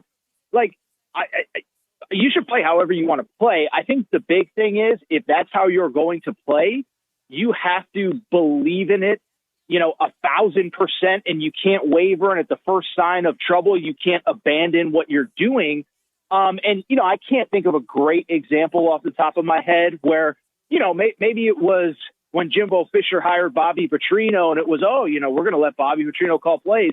And then the second things go sideways, Jimbo Fisher wants to take over the playbook. That's not a perfect analogy, but the point I'm trying to make is when you want to play that way or when you decide to play that way, you have to be all in and you can't waver if things don't go well like they didn't in the first half against Auburn. And so I think the one thing about Bucky is he believes in it, unequivocally. It's how, as best I know, he's always coached. Now, you would know the background better than I do, but it's best as I know, it's how he's always coached. It's his system. It's what he believes. And if he believes it and if the kids believe it, and if he's having success so far this season, I see no reason to think why he can't keep working, especially, again, in an SEC which, just totally transparent, is nowhere as good as it was a year ago. Talk to us about Vandy Hoops. What are they, 15-0? Is that what I saw? Man. Yeah, they're 15-0. Yeah, I think there's still like 6 undefeated teams, which is kind of crazy for this time of year. Listen, I was a doubter like everybody else. You looked at the resume, they had some nice wins against teams that are probably going to make the NCAA tournament, SMU, which just beat North Carolina, et cetera. But, didn't have that kind of signature win.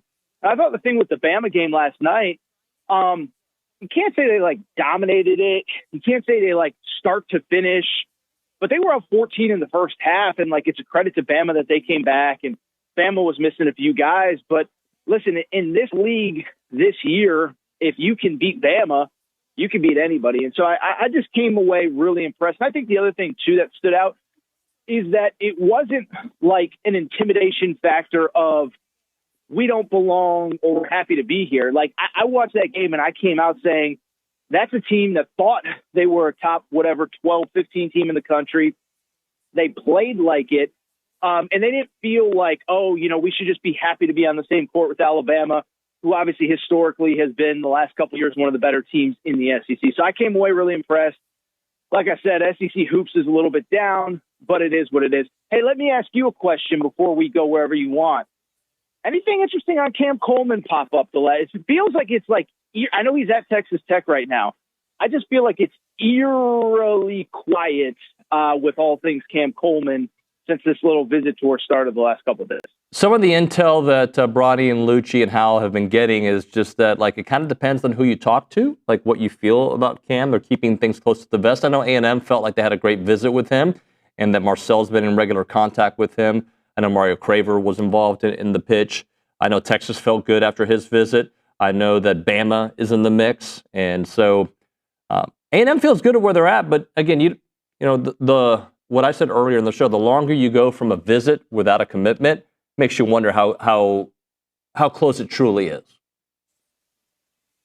Well, and I think if you're looking for a positive, you know, Texas got the first visit, so, you know, I don't want to speak for them, but I guess you could say the same about them. Yeah, it's just really interesting. And I think, you know, what's interesting to me is with all this portal stuff is, and this is stuff that Bronny and Billy and everybody deal with on a day-to-day basis, but like what's real and what's not. You know, I'll just give you a non-A&M example, but you know, Sam Levitt opens the portal by visiting Kentucky, and I don't believe there was ever actually a second that he was going to go to Kentucky, but it was like, you know, probably had some relationship with Will Stein, you know, get a concrete offer on the table that you can then take to the schools that you want to go to and say, hey, look, man, Kentucky's offering this, you know, what are we doing here?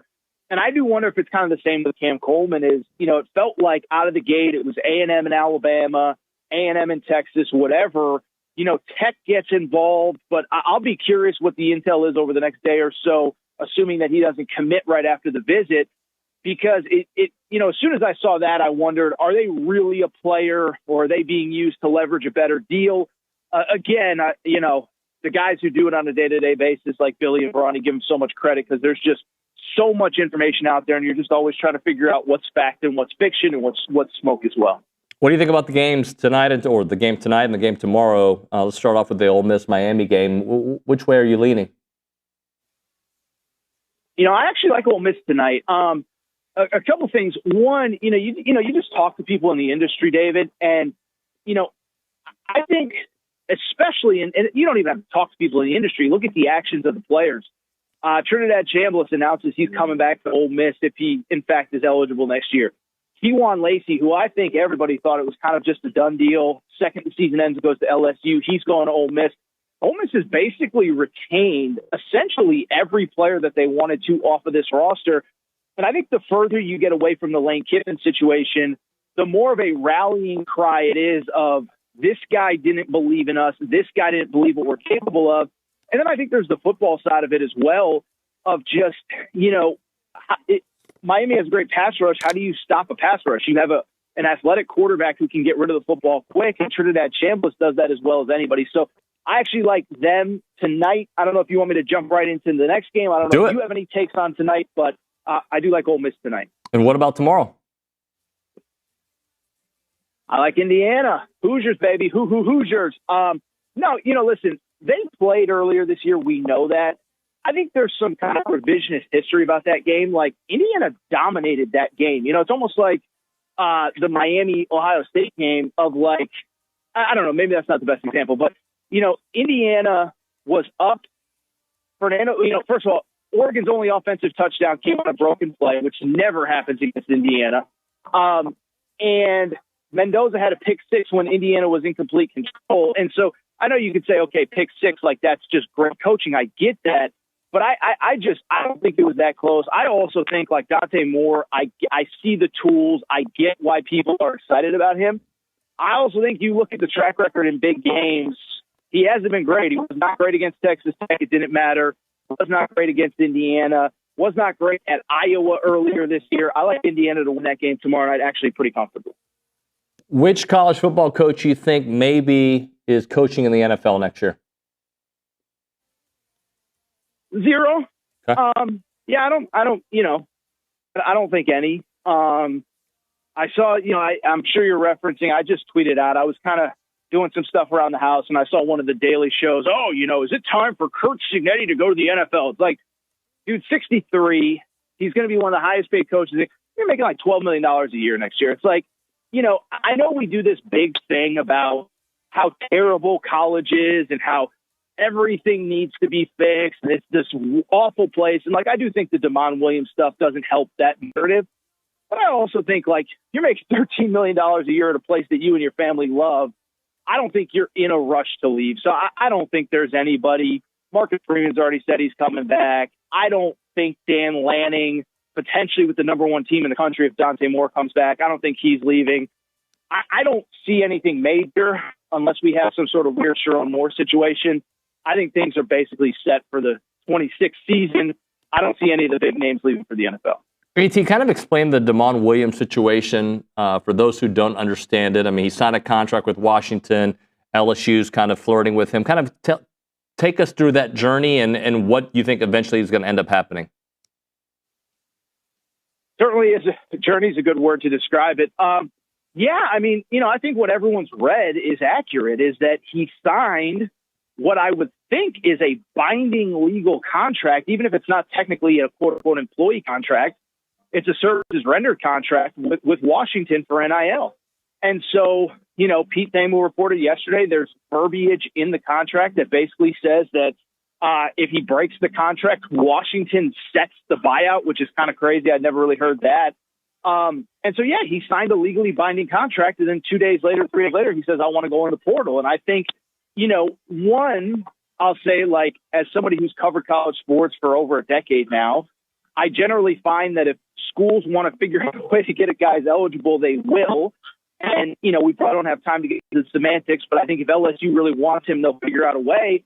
But I think if you're a college sports fan, I think you have to be rooting for Washington, not even to necessarily, quote unquote, win, but to fight this as much as they can fight this. It's like, we're giving players, not only for the monetary stuff, we're basically allowing players to be free agents every single offseason. And we've just kind of accepted that this is what the system is. If now when you sign a legally binding contract after the season, it's no longer applicable, then, like, what are we even doing here? So I don't know where this all ends, but that's the gist of it. And like I said, if you're a college football fan and you just hate what this world has kind of become, it's only going to get worse if Damon Williams is running through the tunnel of Tiger Stadium next year or wherever. So I'm rooting for Washington. I don't know what they can actually legally do and can't do, but that's basically the gist of what has happened over the last couple of days there. Talking to Aaron Torres here on TexAgs Live. All right, AT, let's close out with this question. How concerned should the SEC be about their standing in the national landscape? Look, they're the SEC. They're going to be fine. But the fact that they're losing bowl games, there's still a hope with Ole Miss to win it all. But this is going to be 3 straight years, potentially 3 straight years of somebody else, the Big Ten or maybe even the ACC winning it. It's a great question. I was thinking about this, is that it has felt like the last few off seasons, as this sport gets reshuffled and reshuffled and reshuffled again, that, the SEC can always come to the bargaining table of, basically we get to call the shots. We're, the big boys, whatever. I just don't think you can do it this year. And, David, I think you and I even talked about this during the season is, I think there was this narrative of like, well, the Big Ten may have put the SEC at the top, but the middle and the bottom. And it's like, did anyone else watch the SEC besides me? Arkansas was terrible. Auburn was terrible. Florida was terrible. Kentucky was terrible. Like, the bottom of the SEC was abjectly terrible this year. And so I just bring it up to say, I'll be curious. I don't know what it means. Greg Sankey, obviously, especially with the partnership with ESPN, he's always going to have one of the loudest voices at the table. But, like, you just go back to last offseason, and it was the big Indiana, we have to add this new metric to the decision-making process when we select teams for the playoffs. And it's like, you fast forward, and it's like, I just don't know that he's going to have that leverage this year. So it's an interesting conversation. And I think it'll be an interesting conversation more so in April, May, June, as we get to those spring meetings and, we get to the commissioner meetings and stuff like that. Because I just don't know how much leverage they're going to have to start pushing their weight around if we go yet another year without an SEC team not only winning a national championship, it could be a 3rd straight year an SEC team doesn't even play for a national championship if Miami wins tonight. AT, thank you very much, brother. Appreciate your time.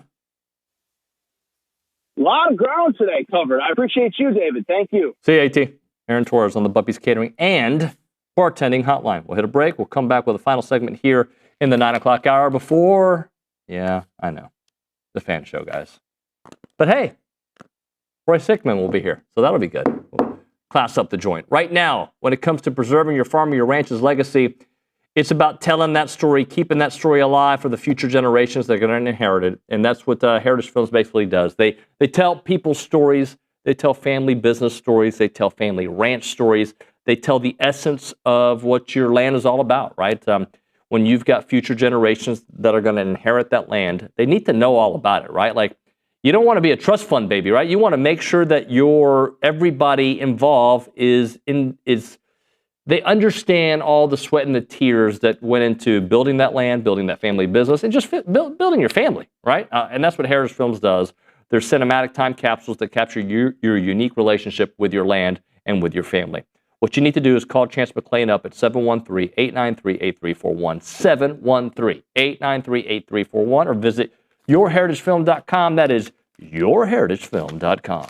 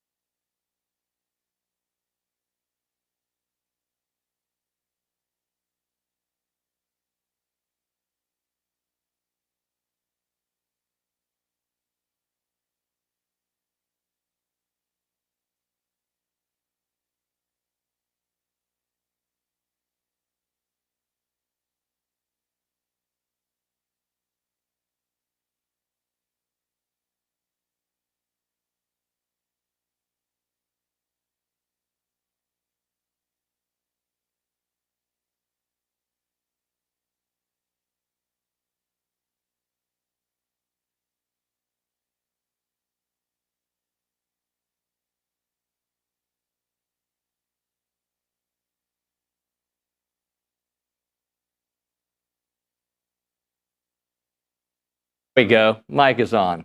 We're back here on TexAgs Live, presented by David Gardner's Jewelers, Rollo Insurance Studio.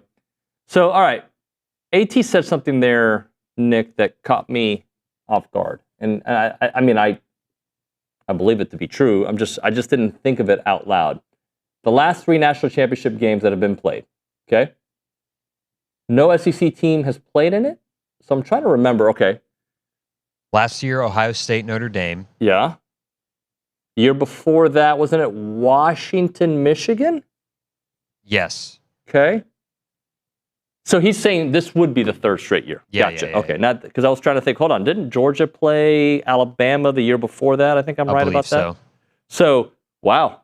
But it's pop. So if you're an SEC guy, you're definitely rooting for Ole Miss to win. I'm not rooting for Ole Miss to win. I'm not rooting for them to win. I don't know what I'm rooting for. I'm not rooting for anything. I just want to be entertained. And that's what we call a 45-second segment. Because coming up next, the fan show guys. They have opinions on stuff that doesn't matter, and they have opinions on stuff that doesn't matter. That's next on TexAgs Live.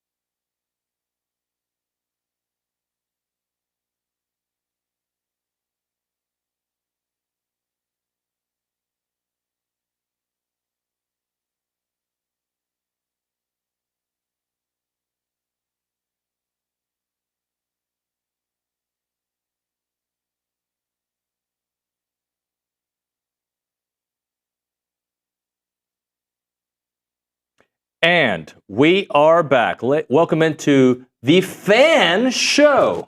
Fan show. I didn't know what direction I wanted to go. TexAgs Live or Fan Show, and I just went with Fan Show. Hey, you know I'm glad. Your Hey, show, this is good choice. This is your bus, man. I'm just sitting there. It's really not my bus right now. It's, by the way, presented by Prize Picks. That's the bus you need to go to. PrizePicks.com/TexAgs. Use the code TexAgs. Get $50 once you play $5 lineups. Ladies and gentlemen, the return of Roy Sickman. Hello, sir. Good to be with you. Thank you. Good to be here with you as well. These guys too. Matt Browning, hello. Good morning. Hey, Feliz Navidad and Happy New Year. Yeah, and Roy May, hello. You're such a schmuck. Got the A&M side of the table and got the Easter. You guys are already ready for Easter. Yeah, I didn't realize that. Yeah. Pastels. Yeah, All right. We like Sorry, we like to counterbalance.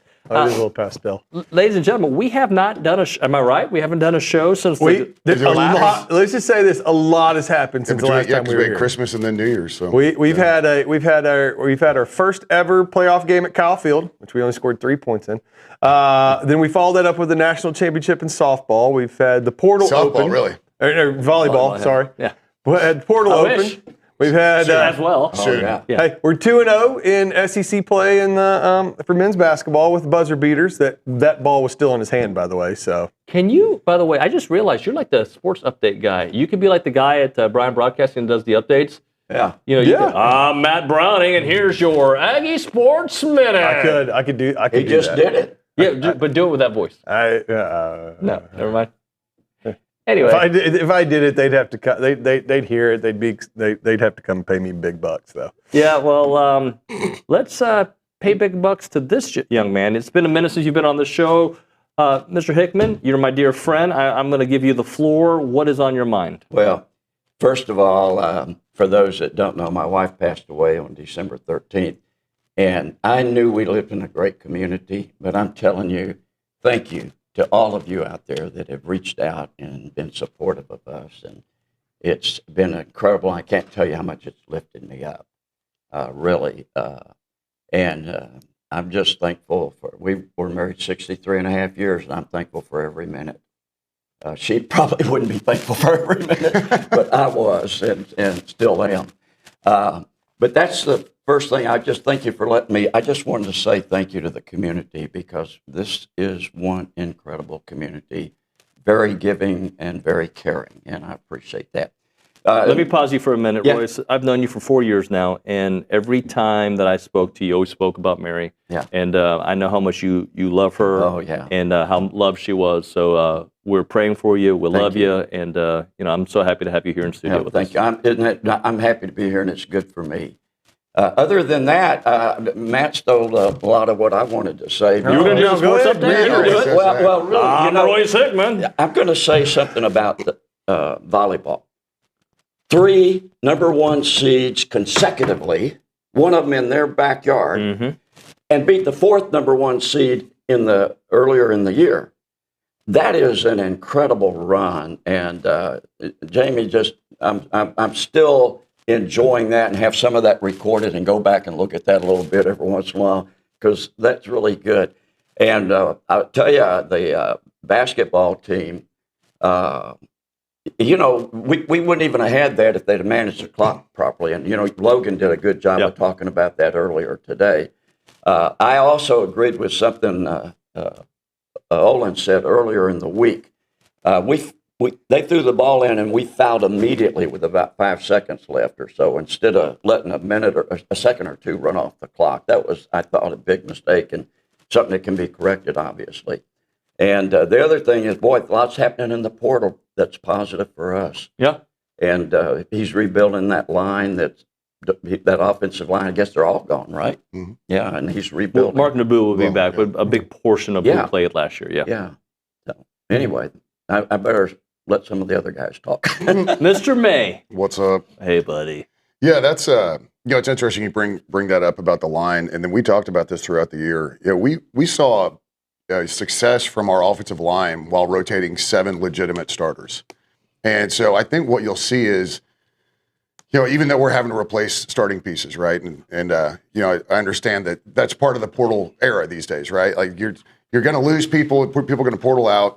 I was talking to a friend of mine, John, and she talked about, wow, I've never really paid that much attention to it, but this portal action is crazy.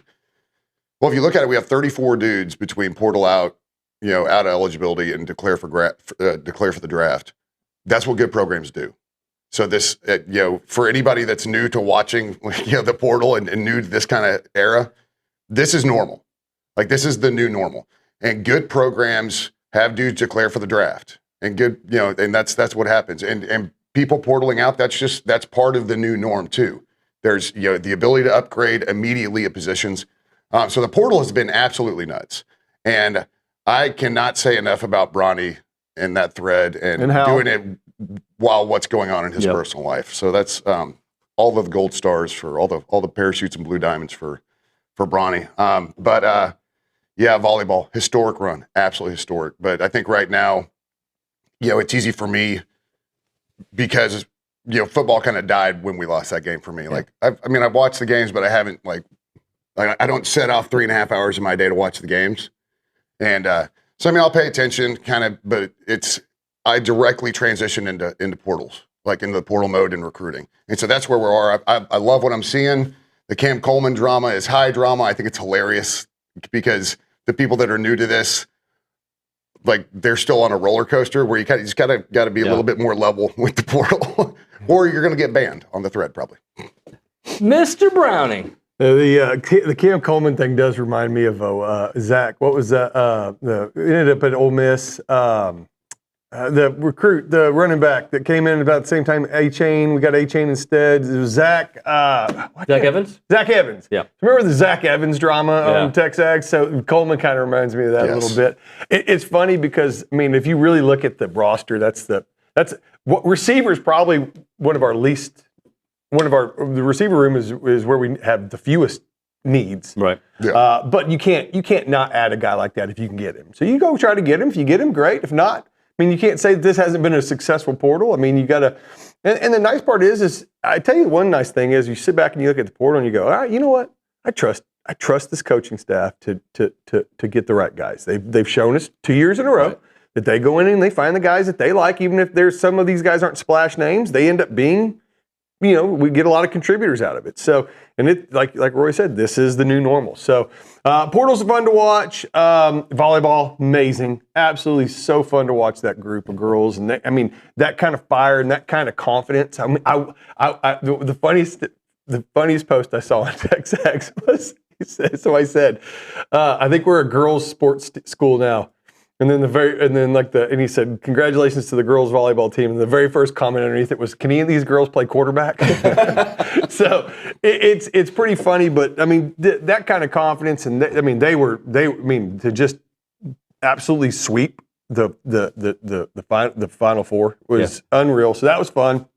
And basketball so far has been fun. Love Buckyball. Love that game the other night. The resilience to come back, and I don't care about all the controversy. First of all, he shouldn't have had 6.6 seconds, but the ball was still in his hand regardless. It was still in his hand. You can see it, so that's easy. But the one that we have to talk about is the end of the football season. No, we don't. Do we not? Do we just pretend it didn't happen? It's on the agenda. It happened a month ago. Yeah, but it's still, we haven't gotten to discuss it yet. I haven't got to bring up. It's not official until Matt Browning says something. I was hoping to avoid Matt Browning talking about it. I've got to get it out, Can we vote on it? Right. Hey, real quick, when you bring Jamie on, and one of his biggest things he always talks about is growing the game, right? Growing the sport. And that's his main goal in life, honestly.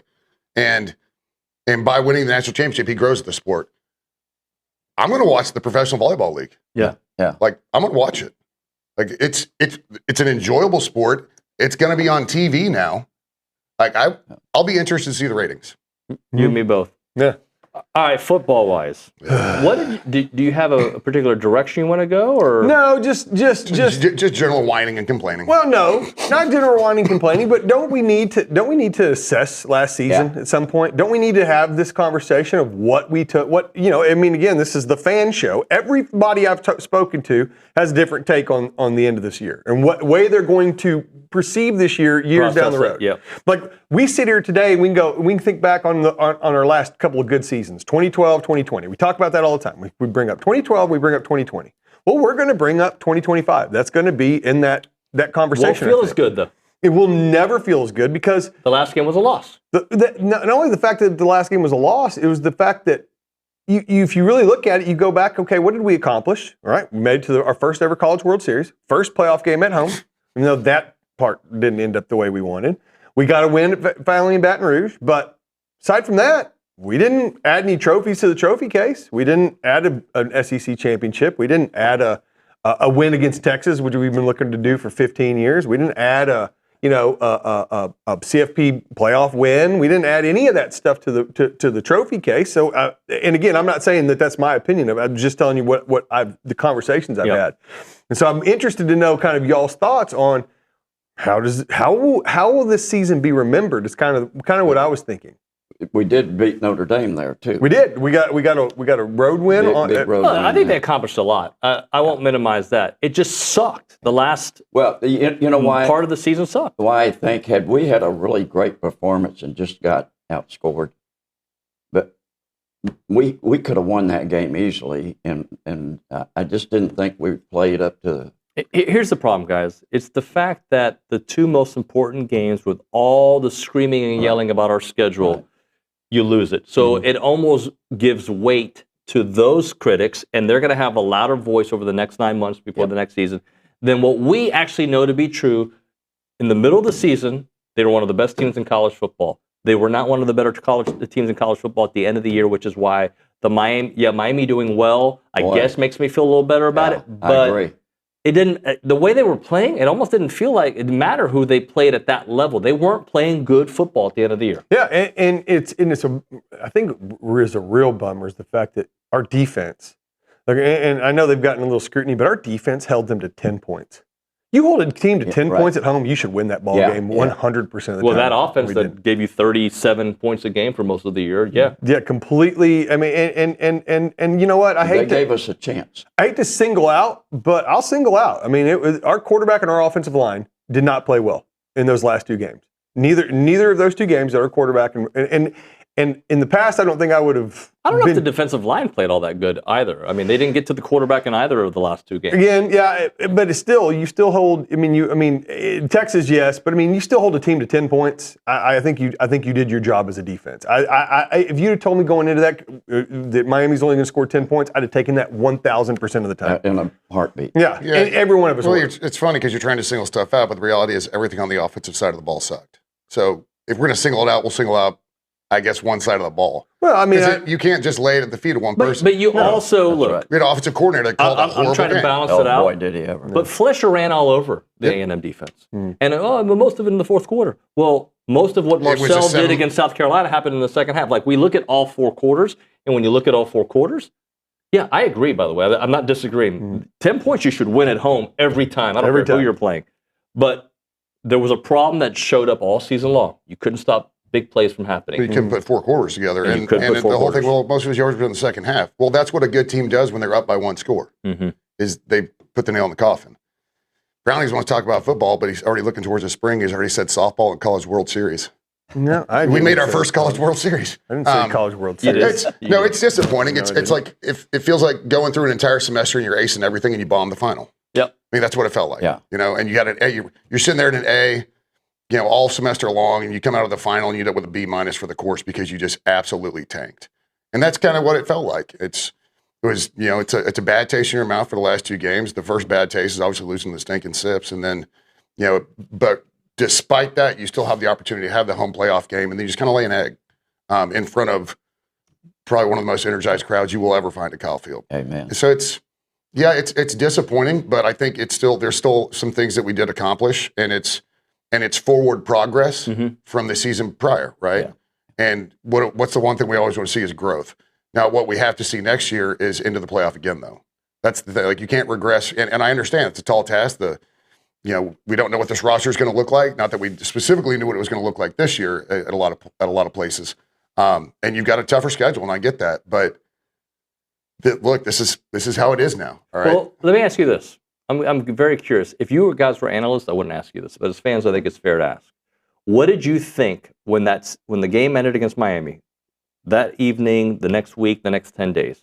When you looked at what A&M's schedule was and what was leaving, what were you thinking to yourself, this is going to be a what kind of team next year? Mr. Hickman.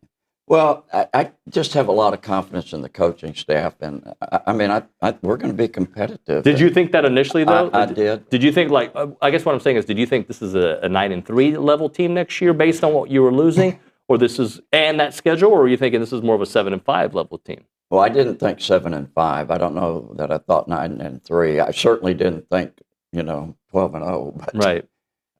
It was like a knife in your heart to me. What you said a while ago is so true. We had such a great season, and oh boy, the heartbreak at the end is you live. And the problem with it when it's at the end is you live with it. You live with it for 9 months. Whereas if it was the 7th game and then you came back in the 8th game, you pretty quickly forget about a disappointment. But this time we're talking about it now, and part of that is because it really is still in our heart. Let me ask you this question though. So you're talking about all the things we didn't accomplish and some of the things that we did. There's only one team that doesn't have to live with it for 9 months. There's only one, right? Because there's only one trophy. And so what is a success? Like we win the first playoff game and then we lose the next? Yeah. I think it's all about perception, though. I think if you had the Ole Miss draw and you win that first game and then you lose to Ohio State, let's just say in that, it's technically the same exact thing, but it feels different. Yeah, I agree. I think you're 100% right. And I think for me, I don't know how to answer this outside of the fact that when we came into this season, y'all remember I was like, this is I don't think we're going to be very good. I think our schedule's harder coming into this season, 2025. It's like Groundhog Day. And I was like, we're not going to be very good. And of course, they completely surprised me, and it was awesome. And I told you, every year I go into it thinking we're not going to be good, we end up being good. And so what did you think at the end of the year for next year? At the end of the year from next year, I'm thinking, 7-5? I don't know about 7-5. Because now we've got the portal, but I'm talking about immediately after. I don't know about 7-5 simply because I can still look at the talent. I do think that Marcel has tons of room to improve, and if he does, then that would be great. I think the biggest and the most difficult part will be getting that offensive line to gel quickly. I think that's hard. I really do. I think that when you get these portal offensive lines together, it takes some time for them to gel. And what we want to do on offense is run the ball. At least that's what it was last year. The new OC could be different, but no. I don't know. I went in. Do I think? Oh my gosh, we're going to be right back here next year? No, I did not think that. Right. Yeah. Well, one thing to me is we're going to have a different offensive coordinator. And there was some play calling in there that I think we would all question. All right, let's hit a break. We will come back. We'll probably talk a little bit more football because that's what we do. We'll also talk about the final 4 games in the college football playoffs. When it comes to your money and your peace of mind, it starts with the right team, and that right team is Aggie-owned Paragon Financial Advisors. They're an independent fiduciary serving clients all across Texas. No commissions, no sales pitches, just trusted advice tailored to you. They have a team of 18 professionals, including 9 CFPs, a CFA, and a CPA, and their expertise runs deep there at Paragon Financial Advisors. Credentials matter, so does your future. So visit Paragon-ADV or call them up, 979-693-3907 to schedule your free consultation today. It is Paragon Financial Advisors. Integrity, expertise, and trust. Paragon Financial Advisors.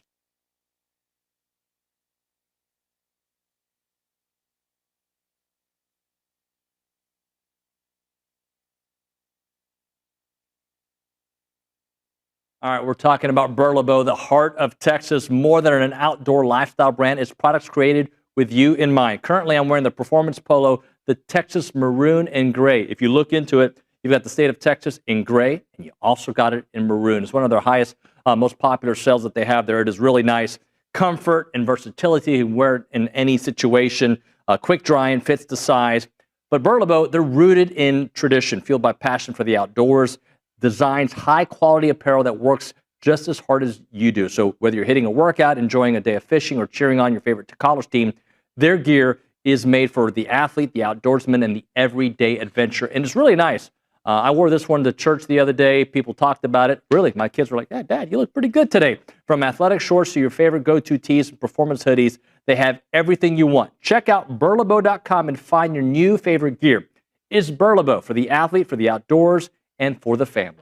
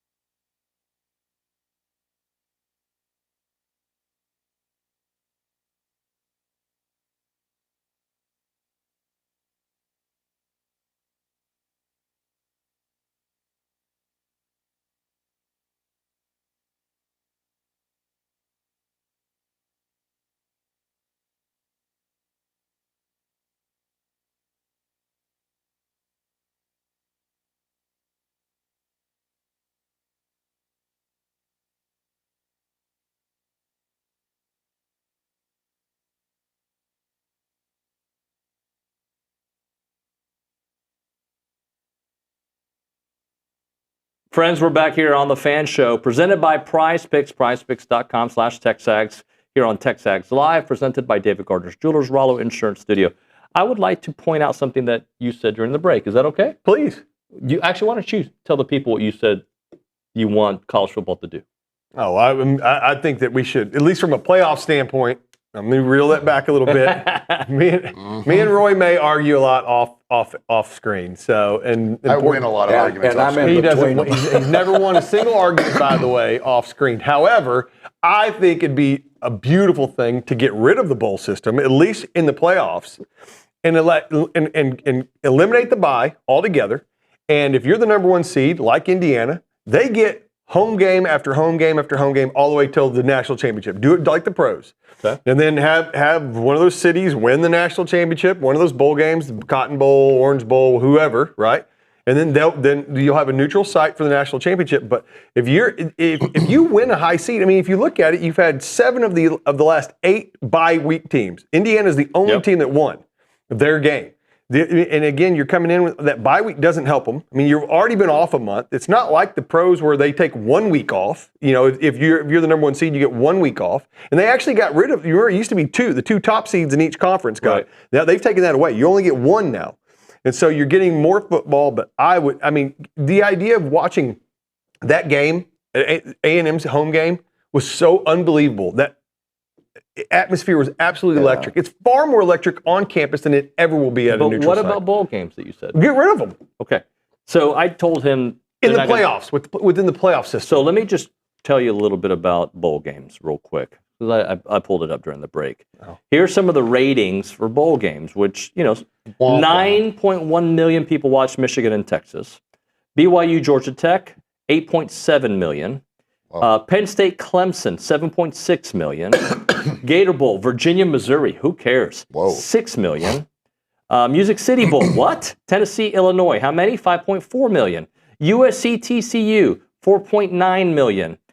Iowa, Vanderbilt, who cares? 4.6 million. New Mexico and Minnesota, God, please, don't tell me they got anybody. 4.4.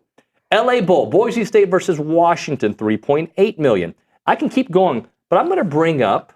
Okay, so hold on. I got something for you. He's got the floor. Okay. The 2025 NBA playoffs saw strong viewership with 4.74 million people across ABC, average by the way, ABC, ESPN, TNT, and NBA TV, a 5% increase over the last year. So NBA playoffs, which I know you're a huge Spurs fan, gets 4.7 million on average. So did Missouri. And Missouri, who was it? Missouri, nobody? And New Mexico, Minnesota. Got the exact same number of people watched that watched the NBA playoffs. Okay, I'm going to stick up for Browning here for a second. I did say within the playoffs. I just like to argue. He's that you do, and you win a lot. I don't know. I mean, you cheat because you have a laptop, but you win. I'm a laptop guy. You have the answers. He's just talking about getting rid of them within the playoff system, and I understand what you're saying. My take is expand it to 16, play the first 2 rounds on campus, and then we're back to right where we are right now. Yeah. Right. And we have the sugar, and we have the cotton, and Fiesta, and orange, and those 4 can bid between the 3, and it can rotate, and maybe do the first 2 rounds, but doing it all the way through, it's going to be electric. But I mean, and you look at the games, and you're like, man, it's not even packed. It's because fans can't afford to travel that much. But it would be better. I'm not saying. Look, I'm not saying that it's impossible. No, you said you wanted the NFL model. I know, I do. I'm saying that I think that would be a better one. I'm well aware that this will never happen. I'm not saying this is ever going to happen, right? I get that there's got to be compromise there, but if you wanted an ideal situation, if there was no compromise needed, you just cut out all those bowls within the playoff system and let these teams play at home. It's far more electric. College football is designed to be on college campuses. Yeah, but now you're talking. See, you're kind of muddying the waters though, because you talk about since all tradition is gone. But the tradition of the Cotton Bowl and the tradition of the Fiesta Bowl and the sugar. If you only have one, then you could still have that. Michigan and Texas this year could have played their game at one of those games, one of those stadiums. Yeah, I like having those incorporated in the playoffs. Maybe when you get to the Final Four, whatever. What I think the real thing that we're trying to figure out that we'll never figure out is how do we get players to play in bowl games again, right? And there's too much incentive for them to not play in the bowl game. Some of it's financial. Some of it is a lot of it's financial. NFL, aspirations, transfer portal. So avoiding injury. Right? All of that is financial, actually. Yeah. Well, Really but a lot of that was because that's why I like the idea of starting the season with it. But even if you don't do that, there is a way to save bowl games, and OB thinks it might be as simple as just incentivizing the players. Hey, the winner of the team gets 60%, 70%, the loser team gets 30%. Absolutely. And you divvy it out. That's not going to stop people going to the NFL. That won't. But it'll stop maybe some of the portal guys potentially. Yeah. Yeah, I mean, it's one of those where I get that it's not going to happen. I'm just saying, in an ideal world, I think it would be awesome. In Matt Browning's ideal world. Well, I think it'd be awesome to have every game on college campuses. I mean, can you imagine if A&M was the number 1 seed and got to play 3 straight games at Kyle? I mean, that'd be awesome. Again, I like your model. Your model makes way more sense from a compromise standpoint than mine does. I admit that. Yep. I just think mine would be better, but mine will never happen. Yours, however, could happen, and I think it should. You go to 16 teams, cut out all the byes, because the byes don't do them any favors. I mean, a lot of these teams have been sitting out for weeks already. Yep. So you cut out the byes, and you give the other team a week's worth of prep and practice in an actual game situation to go and win, and then come around. So yeah, I think it would be far better to do what Roy's saying. Go ahead and extend to 16. Do the first 2 rounds on campus. If you're the number 1 seed, you get 2 home playoff games. That would be cool. I mean, so that's a much better model than what we have currently. The top 4 seeds, but it could actually work. You know what has to happen in that though? 2 things. One, you got to get rid of conference championship games. You still give away conference championships based off record and tiebreaker, however the conferences want to do it. Right? You get rid of it because we've got to move the schedule up. It's already too long. Right? Yeah. But can't you start the schedule a little earlier? Not much. You can do a week. Well, no, because you still got A&M, Texas. You've got the 2 bye weeks too. Do you need to have 2? We will only have 1 next year. That's right. Yeah, I mean, but then you're messing with Thanksgiving Day stuff or special days. You still got to move it up because again, you got to stay away from the NFL playoffs. Like that's another big thing that a lot of this has to work itself around to begin with. So if we're tacking it on the end, like we need to pull it forward to where it's 1 week off, get rid of the conference championship games. I wouldn't miss the conference championship games. Yeah, that 1 week is still Army-Navy week. Everybody gets a week off. Army-Navy plays, and then playoffs start on campus. It's a 16 round. First 2 rounds are on campus, and then the final 4 is within. I kind of like the drama of the conference champion getting a chance to go to the playoffs. I do. I know it would have been weird this year.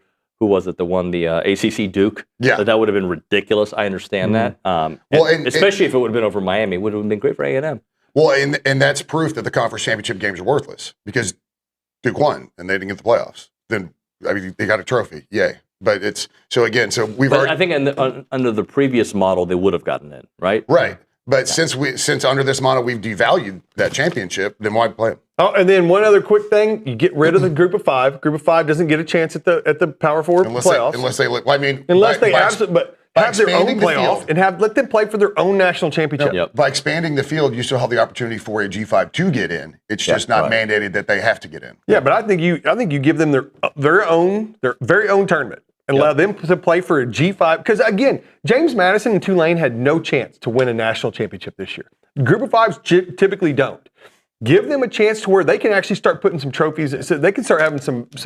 I mean, I think that would be awesome. I think the viewership on that would be amazing. They kept 2 teams that might have won it out of it. I'd tell you this. If you would have added, let's just say the next 2 teams, Notre Dame and Texas, into that playoff, and you have Texas going to Oregon. Texas was one of the next 2 in, buddy. Notre Dame and BYU. Okay, or Notre Dame, or even Notre Dame and Vanderbilt. I don't care. Who would be more deserving?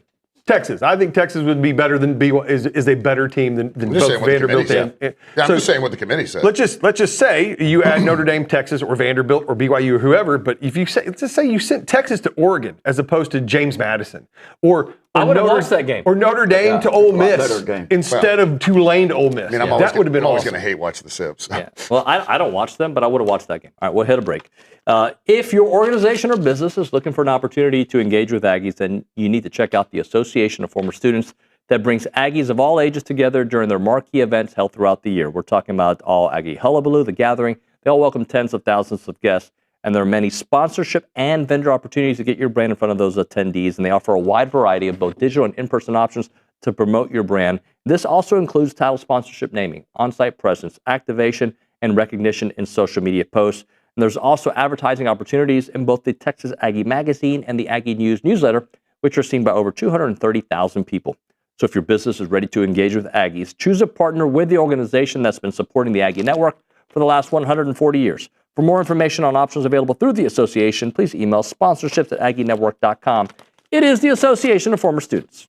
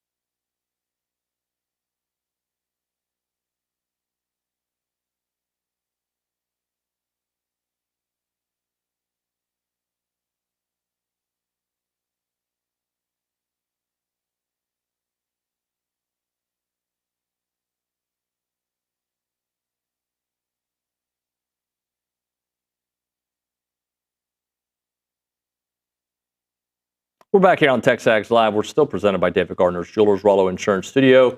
And we're going to play the Prize Picks game at the Angry Elephant News and Social Center. That's where we find our dear friend Luke Evangelist. Tell us about Prize Picks, Luke. Yeah, it's the leader in daily fantasy sports. No better time to play Prize Picks. You can play college football playoffs, NBA, NFL playoffs, college basketball. They've got it all. They do have it all. Let's play the game. All right, let's start it off. Maryland basketball, more than or less than 1.5 wins in the Big Ten. No, I'm kidding. They don't have that one. Let's actually start with I would probably take more. Are you sure? Yeah. Okay. They'll luck their way into a couple. I'm they sure just got to will. read the right books. Exactly. Yeah, they just got to use the right emojis and everything will work out for them. Let's actually start with Trinidad Chambliss, the quarterback from Ole Miss, more than or less than 274.5 passing yards against Miami. Man, I really like Chambliss. I don't know which way this game's going to go. If it turns into a track race, I mean, Ole Miss is going to. I think they're going to beat Miami. I don't think Miami has the offense to keep up. I don't know. I'm torn in this game. I'm so torn. Did you say 274.5? Yeah. Well, that's a big number. He's on fire, though. Yeah. So is the Miami defense. Yeah, he could have a good game and be less than that. That's true. Yeah, I mean, I'm so torn with this game. By the way, I don't know who to cheer for. I'm the same. I'll go more. Obviously, I like to see the SEC be successful, and I'd love to see Lane even more upset. But I think I mean, after what Miami did, I'm going less. I'm going more because I think the Miami defense is going to key on to ensure that they keep Lacey from going wild, and that's going to allow Chambliss to throw a little bit more. I'm going to go less than. I don't know why. Everything I've looked at shows him throwing for over 300 yards every time he plays a game. But I'm just going to assume that the Miami defense will catch up. Yeah. And I say less. All right, let's go Dante Moore from Oregon, more than or less than 218.5 passing yards. Less. He's so good, but Indiana's just absolute heater. Yeah, I mean, I think this one. I don't know why this one feels like it's going to be kind of a track meet. So I'm going to go more. I'm probably dead. I'm going to go. Isn't their best wide receiver out? I mean, they've had wide receiver injuries all year. Yeah, your boy Evan Stewart too. So I'm going to go less than. My boy. Yeah, aren't you guys friends? You're friends with everybody. See, I'm not friends with Evan Stewart. Brownie, I'm the other way. I'm kind of with AT, what he said earlier. Like, I think Indiana's going to win comfortably. Oh. They look like they're getting better. I kind of hope so. Yeah. When they played the first time, Oregon's quarterback Dante Moore threw for 186. There you go. Yeah, I'm going to say more still. I'm going to say less. Got it. We're going Carson Beck, more than or less than 237.5. Oh, that's less. I don't even have to look at that. Less. Guys agree? Yeah, less. Yeah. Yep. Yeah. All right, Fernando Mendoza, more than or less than 208.5. More than. He threw for 215 the last time these teams played. Wow, all more. Okay, Mark Fletcher, the running back from Miami. 88 yards. Is that what it says? 94.5. More than or less than. We'll go. I'm going less. I'll go more. I'm going more. I'll go more. All right, so everyone went more except David? No, except me. Okay, I got you. Thank you. Okay, Kejuan Lacey, more than or less than 78.5 rushing yards from Ole Miss. I feel like everything is more for me. It seems like a low number for him. I'm going more. Yeah, more. I think they're going to insist on running the ball, so it's one way or another he's going to get there. Yeah. And he only needs to bust kind of one big one to get to 7. That's a low number. Yeah. All right, we've got an interesting one for y'all. Malachi Toney, more than or less than 75.5 rushing plus receiving yards. Oh, combined? God, that kid's good. If he doesn't fumble the ball, he's pretty good. I'm going to say I'm going to say more. Yeah, more. And then finally, Charlie Becker from Indiana. Big play Becker is what they call him. More than or less than 43.5 receiving yards. Sheesh. Tight end. Wide well, receiver. for that offense, because they run the ball a lot. Yeah. But when he does make a play, he's usually going like 3 receptions for. Because I like feeling more. You know what? I'm with you. I'll go more. Yep. Same. More. Me too. Big players make big plays. Yeah. Is that it? We did the whole game in 2.5 seconds? Y'all ran through that. Yeah. Well, can you tell us how the standings look or anything like that? Can you provide it's looking rough. Like, I think first place might be 500. You don't have to tell us that. You just tell us, all right, Shurtleff is up by 4 games. Matt Browning is up he doesn't have the most wins, but he's got the most winning percentage, just because some people may miss a week here and there. But Matt Browning, you are 55-53. You are the only one with a winning record. Nice. Look at me. That's a big switch. Roy's got the most wins at 57-59, though, so he's been the most consistent. Well, my picks on my podcast, I'm actually over 500 for the year. So had you listened to my podcast and taken my picks, you would have made money this year. Wasn't Sherlock at one point leading the pack? No, Sherlock. No, he's had a terrible year. He's also around 500, 45-47. Yeah, what's 2 David? games under? David, worst record, 50-58. Oh, I got 50 wins. Well, I think Sherliff came back because I remember like the first couple of weeks he was like bad, like he bottom barrel. Yeah. I'll take We're competing for, I guess, just who's the least mid around here. Yes. Yeah. That's correct. And right now, I am the least mid. Right now, you are. Who's the best looking 6 in the group? I'm the tallest person here. You're like a Cowboys fan. Yeah. I'll take it. Inside joke. How do y'all feel about this Ole Miss Miami game? Genuinely, I know you love Miami. Okay. People What is this say that narrative? SHIP ship all the time. I don't love Miami. Before their game against Miami, I knew like the Cuban roots, man. That's got to be. I could have sworn. I mean, the Cuban roots would say Fernando Mendoza. Well, a legit Cuban. Is he really?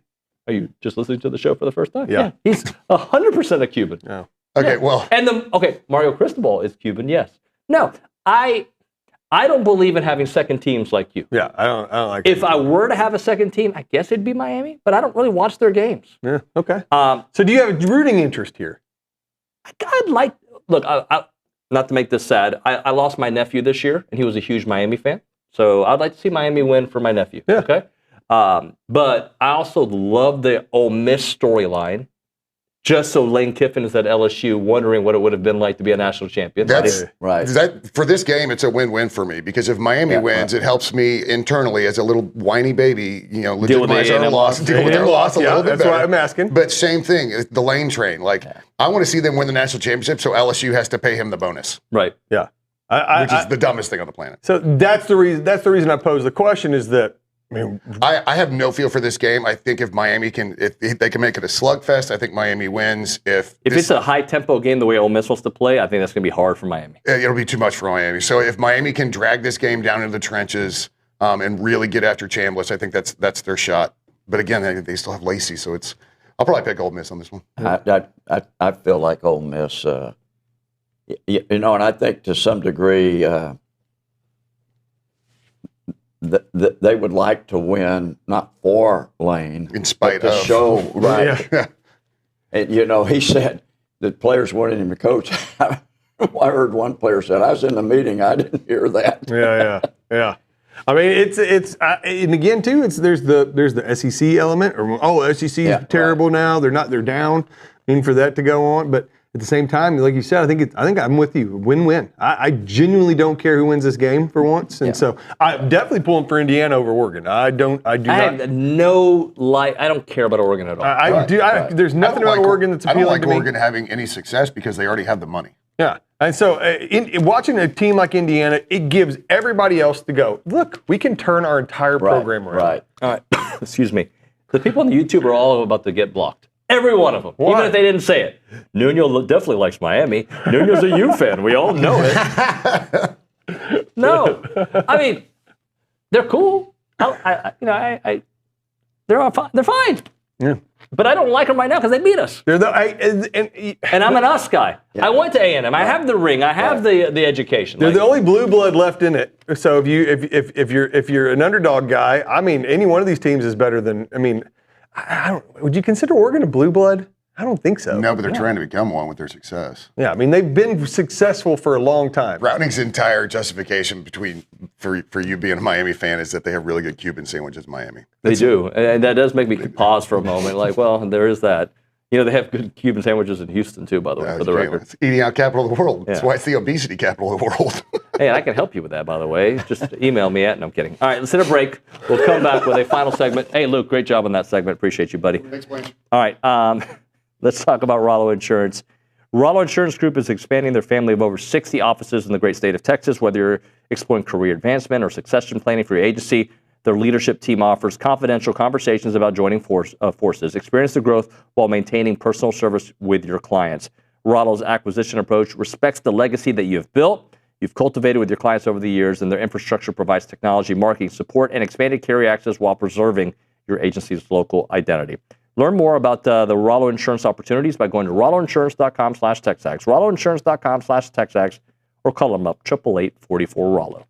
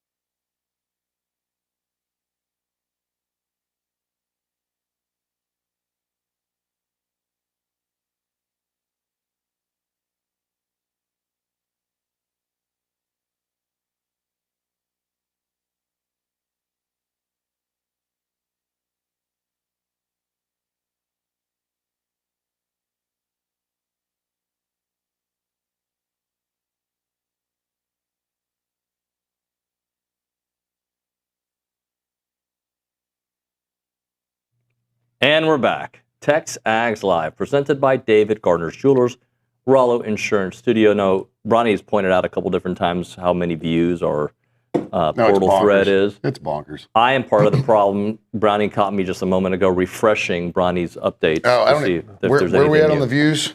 Thank you for the staff only button, by the way. I mean, that's the 2,944,048 views as of right now, almost 11,500 replies. And of those almost 3 million views, I'm probably about 37,000 of them. Today? Yes, this morning. Yeah. And Bronny by himself has filled up 15 pages. Well, with a little help from Hal and Luch. Yeah. 15 pages of content. And Zane's sprinkles a few things in there too. Yeah, I've gone on a complete TexAgs.com social media cleanse. I'm not on. I'm mad. I'm mad at college football because what happened to the Aggies? What happened to us? Us. Not the you. What, Miami? Oh. Not the you. Yeah. Life is a lot better. Look, obviously I've watched every second of the volleyball, the tournament. I was dialed in. I'm doing this show. But like when things aren't going well, I don't need to go in the mean streets of the social media ghetto. I just don't need to. Like it's not worth it. So I've stayed away. But I will say the portal, as Michael Corleone says, bring me back in. Suck me right back in. Because look, Obi and I went through it. You look at the guys that they brought to campus, they have a really good closing rate. Really, really good closing rate. Oh, yeah. And if they bring them to campus, I believe that means they want to learn more about them and they want them, right? Now, some of those guys they bring in as a maybe, like, well, if we don't get this guy would be a great person to get. Some of the guys they want to learn more about, like, I just want to be in front of them and see. But pretty much all the offensive linemen they've wanted, they've closed on. Yeah, and it's been incredibly impressive. And like I want to echo what Roy said earlier. What a job! I mean, for real, they are doing an amazing job. The guy, Bronny and Hal and Lucci and these guys are doing a fantastic job. No fan site in the country that's got anything like this. This is, and they had to learn this on the fly. You're going from a recruiting service to now the portal, which is completely nuts. Free agency. Yeah, I mean it's completely nuts, and having to learn that in a matter of a couple of years and how to navigate it is insane. And I think they're doing a great job. I honestly did not think when I took this gig in 21 and everything changed with the transfer portal and NIL. What was it, July of 21? I did not think that we'd still be doing the Wild West. It's a little better Wild West, but I did not think we'd still be doing it the way it is. There's like one sheriff in town, basically. But this is it. This is the world we're in. Well, and you talk about how we the conversion rates of kind of and how they operate, and if you just look back and you see Cassius Howell, Mario Craver, you think about Nick Scorton, and you think about these names that they've brought in.